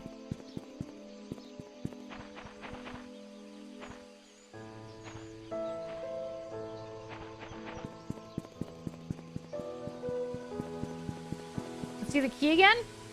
What the? House entrance key. Found it in one of the lockers. It was in Bernard's locker. So it's a house key. I guess I assumed that he lived with Dorothy. But I guess it's Bernard's key, and I don't know where Bernard lives. Alright, so we got the hospital. We're at the hospital here now. I can't go dumpster diving. Character doesn't want to. I feel like if I were investigating a murder, I would probably just jump on in. And, you know, because you never know.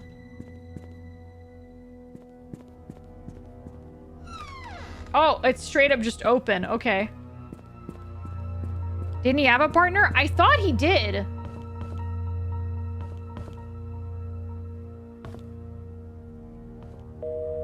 Okay, no notes here.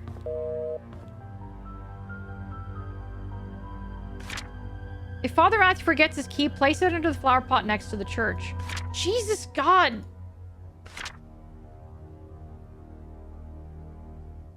Trisha was a patient at the hospital? What happened here?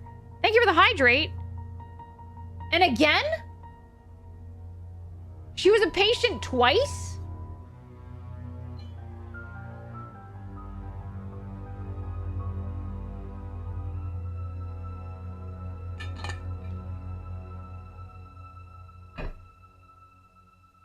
Okay, okay.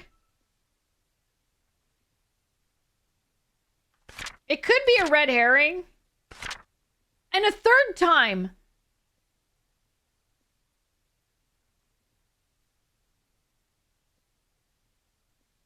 What? Why was Trisha at the hospital?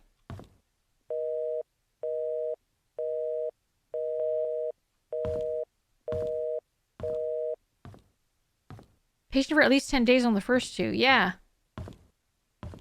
No, Trisha was a patient and Matthew Brooks was the visitor. But why was she a patient? There were floors on the documents, but they didn't allow me to look. Yeah, September 13th to June 12th, and there was another one in December.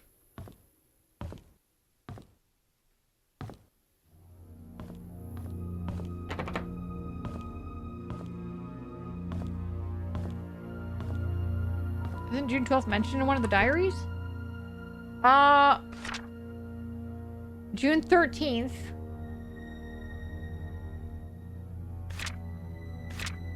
Vivian was passing by when I broke a vase.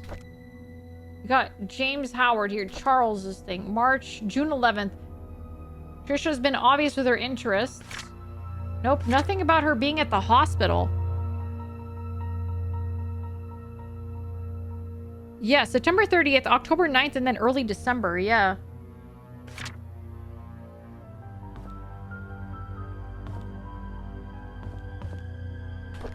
Another diary.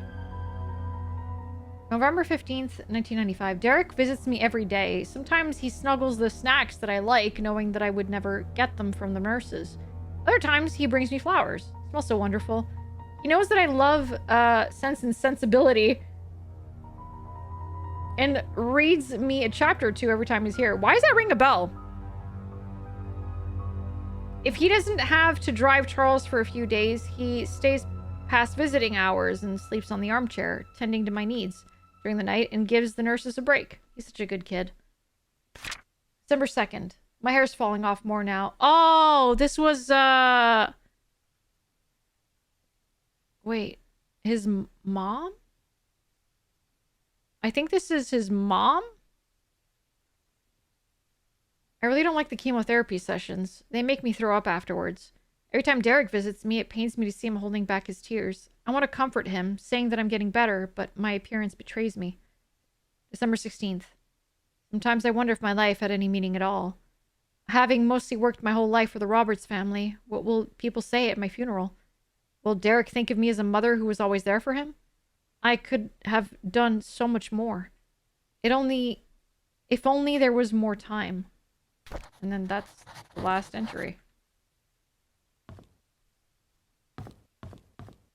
Can you imagine if I just saw like a ghost right now?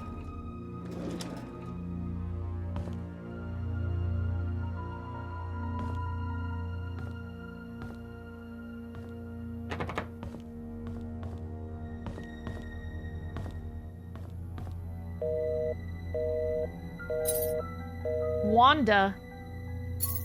What is that? Okay, I'm going to assume that that's just a rag.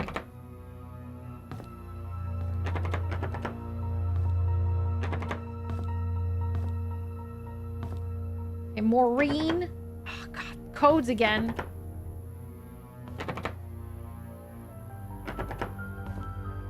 Of course, the medicine cabinet's locked.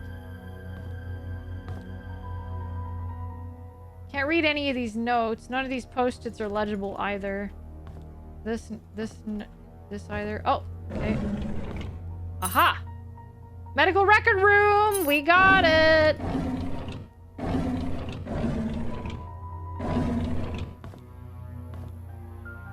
Okay, we got it. We got access to medical records. Is this the medical record room?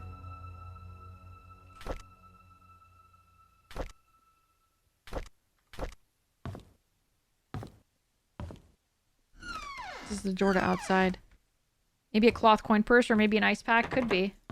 What is that? Operating room. Okay. Nurse station. Emergency center. Storage. Medical records. Here we go. So, Trisha, why were you here for however long you were? Ooh. James, Bonnie, Andrew, Reed. Oh, here's Andrew. Alcohol dependence. Oh, why did I write Adrian? It's Andrew. No wonder my freaking names were off. It was Andrew. I had written Adrian. What the frick? Andrew Reed. Oh, if he was taking alcohol with antidepressants, no wonder he might have had like a psychotic break. Mental and emotional illness unstable.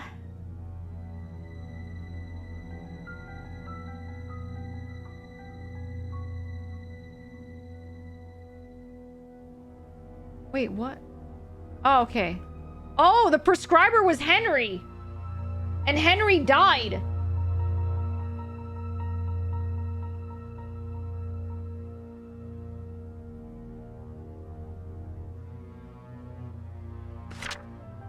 Jason Gomez. Okay. Nope, not in this one. Kyle Thornton, Marlon Fox. Oh, this is after he died. Jeff Schneider. Why did the writing change? Look at that. The writing style changed. The handwriting changed. Jeff Schneider was like this in 1982. And 3 years later, his handwriting changed to that. And then it changed to this?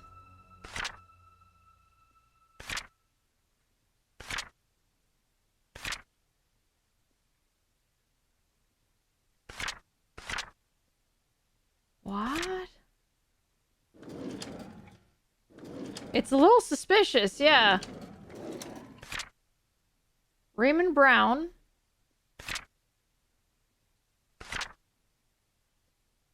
We're at Henry Johnson again. We got Wanda here.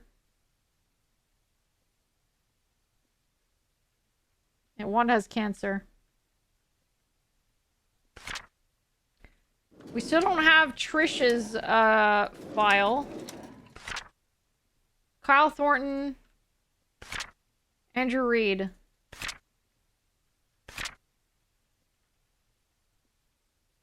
Okay, where's Trish's file? Do we have to wonder about the suspiciousness of it? Turn Jeff again. I know. I feel like it's worth looking into because that feels weird. Henry's handwriting has not changed. There's Wanda, Raymond, Kyle again. Where's Trisha's file? Why is Trisha's file not there? Hello again, Miss Roberts. How are you doing? Trisha. What should we talk about today? The nurses have notified me that you haven't been eating your meals. Is there something wrong with the food? We know that currently this is a rough time for you. Your father has been asking for you. He wants to know if he can talk to you. Oh, is it after her mom died?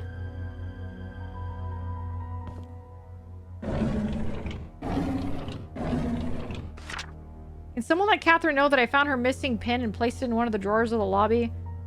She's wondering. I found it in the basement storage. She needs to take better care of her things.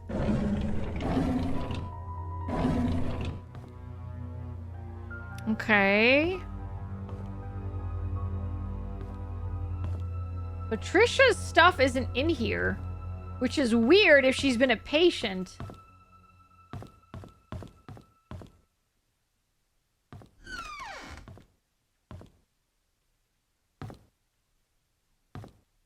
Maze game.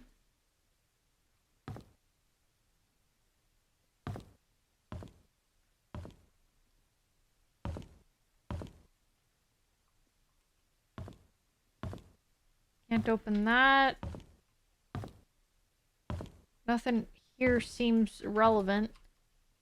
Can't access any of this stuff. Yeah, it's another adios box. No, nothing in the cafeteria here seems to be of use. There's no notes, nothing here. Medical records were a bust. Can't access storage. This looks like a exam room. Another exam room. Random room.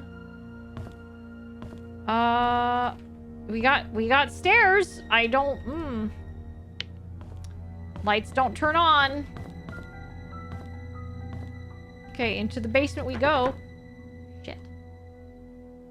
Doors bolted from behind?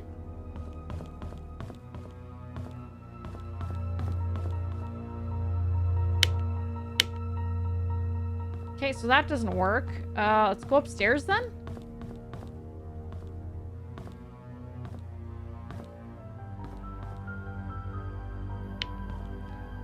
I understand that this is like a deserted, like a ghost town, but why do we have such freedom here, you know?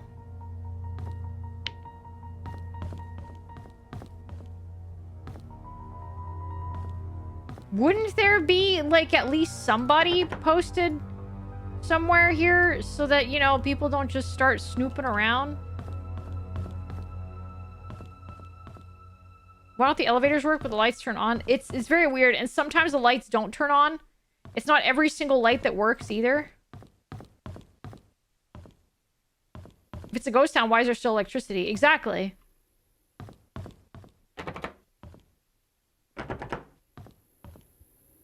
Don't like that. Need more lights. We need more lights. All right.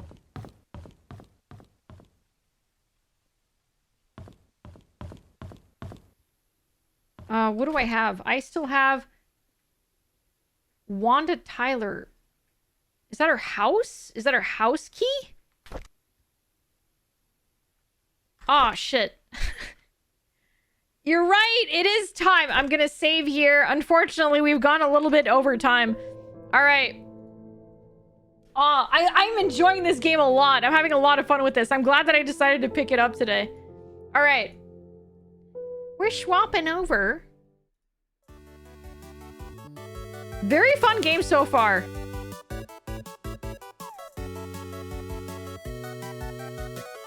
Turns out this entire thing is all in your head, or you're a mystery novel writer who's really good at visualizing. This is a fun game. It's an interesting concept in the best way. I don't like puzzle games. I like it. This is fun. It's very much an investigative thing. Yeah. Stay tuned till next week to see the adventures of Detective Alphena. Yeah. Love a little detective mystery mixed with exploration. It's fun. Wait, Macedon called time? Oh shit, did I miss the... I must have missed it. I'm sorry, Macedon. It's time. Oh, yeah, no, I'm sorry, Macedon. I didn't notice it. I was so like, just engrossed. I was so engrossed. Very invested. I was so locked in, yeah. I didn't see the message. Bah! All right. But it is very true. It is time. It is time for me to get some sleep. She doesn't even pay attention to her. I pay attention most of the time, like all the time usually. I was just very engrossed. Yeah, it's sleep time. It's time for bed. Let me see what we can raid into today. Let's see what we can raid into today. We have here. Who have we not raided in a hot minute here? Let's see.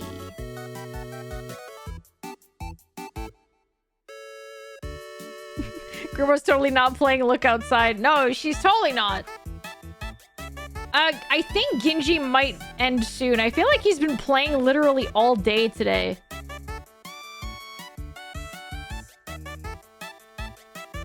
I think he's been playing all day today. I got a message like earlier this afternoon saying that he was playing a game. Was that yesterday? I don't know. The days blend together. Let me see here.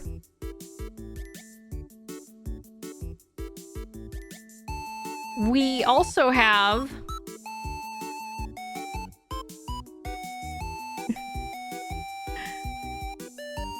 we also have...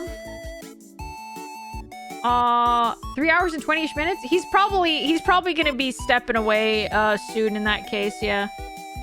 Yeah, of course, Rogue, of course.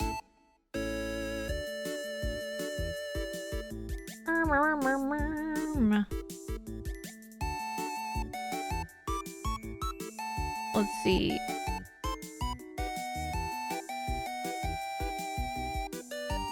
Lala's having a Lolathon? I'm down for a Lolathon. I'm down for a Lolathon.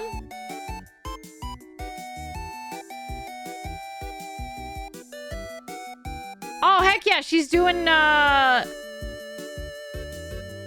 Thank you for the stream. See you next... Yeah! Alright, let me quickly... Yeah, it's her day 4. It's day 4. It looks like, oh, this is cozy. It's words on stream. They're doing words on stream right now. Okay. Ba-ba-ba-ba-ba.